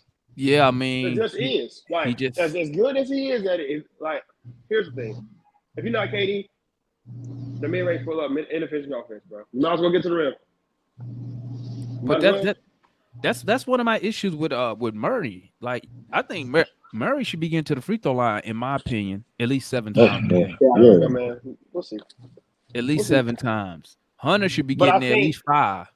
But like I said, like I done said many times, if it's not a pick and roll, the center's waiting on him. If it's not a pick and roll with Clint, the center's waiting on you if you're getting to the rim. Like it just is. Clint's on the floor.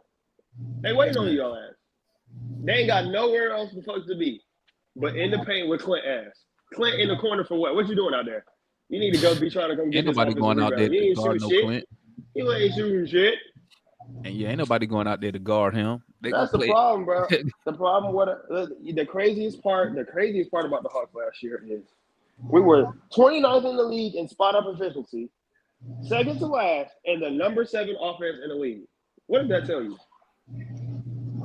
That tell you that these boys is doing lobs and mid-range pull-ups and creating their own 3-point shots. It's not efficient offense, and it's still top 7 because Trey wake up in the morning and piss out a top 10 offense. And you know what else was? I forgot who told me this. That our front court of John, Capella, and I think it was Hunter. I think they combined least assists than like anybody. 4 Any team. assists a game from those 3. I'm like, what the hell? Yeah.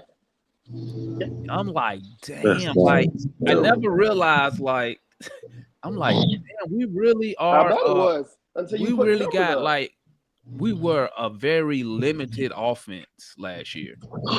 You know, well, Super. obviously because our front court, when you think about it, our front court have very limited offensive abilities. Like they babies, bro. yeah, they They couldn't babies. dribble. They got a bib on. All them boys got a bib on, bro. Yeah. But I'm gonna go ahead Here and end the comes the show, train, family. train. Hey, thank y'all for tapping in, man. We appreciate that. Oh. Shout out You to know, the I'm Hawks. ready for this season, bro. Hey, y'all. Hey, I'm waiting for the season because, man, listen. I ain't Hey. going front, bro. I miss our post game lives, man. Them shits be lit. Yeah. Straight Oh no, I line. ain't gonna lie. I wish I would have found this shit last year because I'm sure y'all was having a great time in home. Hey, Yeah, so much yeah, fun. I them can't wait post for that. game lives, man. Hey, when we lose, oh my. Oh my God! Everybody Yeah, getting them Charlotte losses, everybody was just staring at each other on camera and what the fuck just happened, man? Man, listen. I cannot wait for the season. I cannot wait to get started, man. You know, hey, we starting it, and you know, hey, chat, listen, you know, we doing I'm gonna do way more watch alongs this year too, man. I didn't realize how much fun I was having watching the playoffs and shit. So we're gonna do more watch alongs. So make sure y'all tap in with that. But y'all know the post game lives gonna be lit. Hopefully a lot of our post game lives be some easy ones because we winning some games. Hope so. I hope so. But I'm gonna tap in with y'all, man. I appreciate everybody for tapping in, man. We'll be live. You gotta again. get somebody else on the crossover with you, Demond. You be out there by yourself. Oh no, usually analysts. But he had analysts had to work. Where you was at, Ant? Come on, man. They was killing Demond. Talk about Analysts some De'Aaron Fox had shit. he had Talk to about work, some man. De'Aaron Fox, man. That's just crazy. Listen, man. Listen, I was cool today. They was getting to me yesterday, man. They started talking about. Listen, only time I really keep it real about my guy Trey is with fellow Hawk fans. Like one thing I ain't gonna tolerate is the disrespect when I'm talking to others. Hell no. So when they was talking about Darren Fox, I'm like, What has he done? He just made the playoffs He, and yeah, he Bro, just got done he last not even the best player year. on his team, bro. like He's not even Dang. the best player 6. on his team. Yeah, I was like, what has Like, he come on, done? They bro. was like, because they I was say the trying to same. get Man. under my skin yesterday. They kept saying Brunson better than Trey, and I almost Good lost it. I almost motherfucker. lost my Oh, hey, temper. listen, man. The NBA don't even want to give Trey Young an All NBA forward. Can Traylon Brunson play a year without an All NBA teammate so we can really see what the fuck going on? Then Yeah, we gonna see what's really going on. Y'all trade your boy trade y'all favorite player. What's his name? Julius Randle. And see how good Jalen Brunson is. yeah. I was You'll trying. see. I Show was me. telling them, man. They was getting under my skin a hot minute. Because I knew I was getting upset because I started getting loud and shit. So Oh yeah, you was typing loud as shit. I ain't gonna lie. Go back and look at that. You was typing loud as fuck in the comments. That shit was funny. yeah, they can't have me Yeah, you was fired up, right. bro. Like I You was don't right. tolerate Yeah. that disrespect, man. They was like, yeah, that. I'm like, man, f all this. But I think they were just doing that shit on purpose. They were doing that shit on purpose, No, they man. was definitely letting you get. They was definitely riling you up. Yeah, because they know it don't take much, bro. It really don't. I'll be ready to go ham. I go 0-100 just like that, man. But shout out to everybody who tapped in. But yeah, usually analysts up there, but he had to work. So because at first I wasn't even gonna do it because the crossover was supposed to be hosted on our channel yesterday, but I ain't gonna front. I forgot. So I was out there. Damn, I was out there running when they text me. They're like, "We still on?" I'm like, "Oh shit!" So I had to turn around and run back to the house and set everything up. But yeah, man, tap in. Hey, we do the crossover like every other Saturday. I think that's what it's gonna be. But hey, if anybody want to come up there, let me know, man. Let me know. Some days it'd be analysts, some days it'd be me. If y'all want to come up there, let me know. Y'all can come up there with me. Um, because they might set it up and I might have stuff going on. So I would love to be able to have other people besides analysts to come up there and talk some Hawks basketball. Make sure you know what you're talking about though, because you can't go up there just lollygagging. You feel me? Yeah. Nah, you Yeah. know me. I always come prepared. I always Well, let come me know, show prepared. if you You want to know be a me. part of it. Tap in with me, man. Yeah, I get at you on Twitter. Yeah, tap in with me, man, because we're gonna be Hey, doing so way, huh? you spelled Clint like that name on purpose in your Twitter name. Yes, it's spelled right, ain't it? It's spelled right, ain't it? You know what? Yeah, so y'all tap in with me, man. We're gonna be doing more to crossover. We got some other shows coming up too. Supposed to have Matt, Mike. They're just gonna be doing their own little segments on the channel. And y'all remember, man. Remember, this is not a podcast, bro. Interactive fan channel. Okay. So if y'all got some ideas y'all want to run with, or you just feel like talking, listen. If you feel like talking Hawks basketball, right? Let me know. I set the show up for you. Now, I might not be there. Okay. I might tell you, hey, hit me on Twitter. Tell me when you're about to finish. I'll come back on. But this is an interactive fan channel. And I like better talking basketball when I can see people. You know what I'm saying? I ain't really all that typing shit get on my nerves. You feel me? All right, Cujo. I'm gonna hold you to that, G. I'm gonna hold you to that. I'm waiting for everybody to come up here. Mary, you supposed to be coming up here too, Mary. You over there BSing around now in that chat. You supposed to come up here, girl. But yeah, y'all let me know if y'all ever want to talk. Because me personally, I can't do a show and we ain't really talking about shit. You feel me? So I'm just not gonna do a show just to do a show. But y'all just tap in with me on Twitter. Y'all want to do a show? I set that shit up. Y'all come up here, do y'all thing. Let me know when y'all done, and we hop off. You feel me? But thanks for everybody tapping in. Salute to the chat. Shout out to the homeboy show, the homeboy Pharaoh Road, that homeboy Big Ant. If y'all not tapped in, Atlanta Falcon Nation, AFN, the homeboy Big Ant and the gang over there talking Falcon football. Okay. I think Big Ant was just out there at the practice the other day, if I'm not mistaken. Am I right? Yeah, it's like a couple weeks ago. Yeah, and they hardcore out there, man. They hardcore. My football shit be basic. Why the fuck we didn't score the touchdown? Why he dropped the Our ball? quarterback looking. Yeah, I can talk football until and then when they start getting to that 4 technique, 3 technique, I'll be like, man, I don't know what they talking about. I'll sit there and nod my head though, like I know what they saying. I'll be like, yeah, you right. You feel me? But make sure y'all tap in over there with my guy Big Ant, man, for that Falcon football content, and the homeboy Smitty too. Smitty Sports Talk. Y'all got any last word? Any last words, I'm Big gonna Ant? ask you. I'm gonna ask you one question, Big Ant. They should have drafted the Hawks. The Falcons should have drafted Jalen Carter. Nah. Too No, many character issues, man. Okay, real That shit. boy, All hey, right, that because boy you know that's Bijan. what they That boy, saying. hey, is it Bijan or Bihan? How you say? I think it's Bijan. Bijan. Bijan. I seen that interview. I did see that interview. Hey, he We cold. were I ain't saying even it gonna lie, wrong. bro. Yeah. I watched that. Hey, I I'm watched that telling first series, bro. Yesterday. No, Friday. you. Arthur hasn't even opened up his playbook yet. That's the scary part. Well, Man, when I oh, seen him against Bama last year, I knew. I was like, oh, bro. Yeah. You know what's so crazy? I seen Bijan play because my son go to Baylor, so we go to the Baylor game because he just started getting into football. When Texas came up here, I think Bijan was a freshman.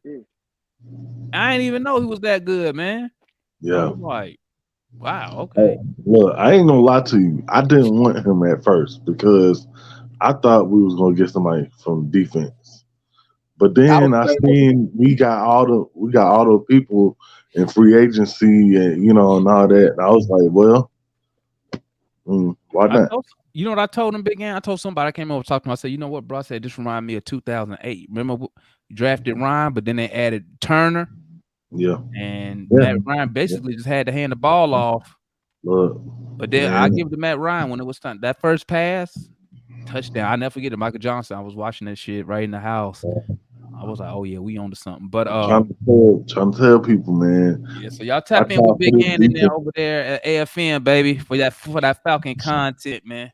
And you got any last words, Pharaoh? Wow, Pharaoh ain't got shit to say. Hold on, at Black_Pharaoh. Just don't come and be disrespectful. I'm polite. We can disagree, agree, laugh, everything. Just don't come calling me out my fucking name. All righty. Shout out Pharaoh for sitting down today. You got any last words, show? Hey man, it's time for the young front court to get at it. Put them old boys out the pasture, please. I beg you. Put Old Yeller down. Put Old Yeller down, bro. I'm sorry. I can't do this shit no more. If he miss another bunny, I'm gonna lose my mind. I'm telling you. If he's still here game one, I'm definitely gonna need you to be here. If he's still here game one. If he's still here game one, I definitely need you to be here. I got to hear. I got to feel ready. Hey, make sure. Hey, listen, guys. Listen, gang, real quick. Hey, last year when the season was ending, the show started getting a little crowded. So when we started doing the post game live, that's probably because of the playoffs, though. You talking about before the playoffs? Yeah, right toward the last part of like the last 10 games. Well, actually, it started when we got Quinn. It did. Because I can only get like 10 people backstage. So yeah, when that season start, y'all better tap in early so I can get y'all up here. Y'all can say y'all piece, say what y'all need to say. You feel me? But that's all I got. On that note, we're gonna end the show, family. Thanks for tapping in. Hit that like button on your way out of here. And we up out of here, family. Hawks up, man. Peace. Peace. Peace.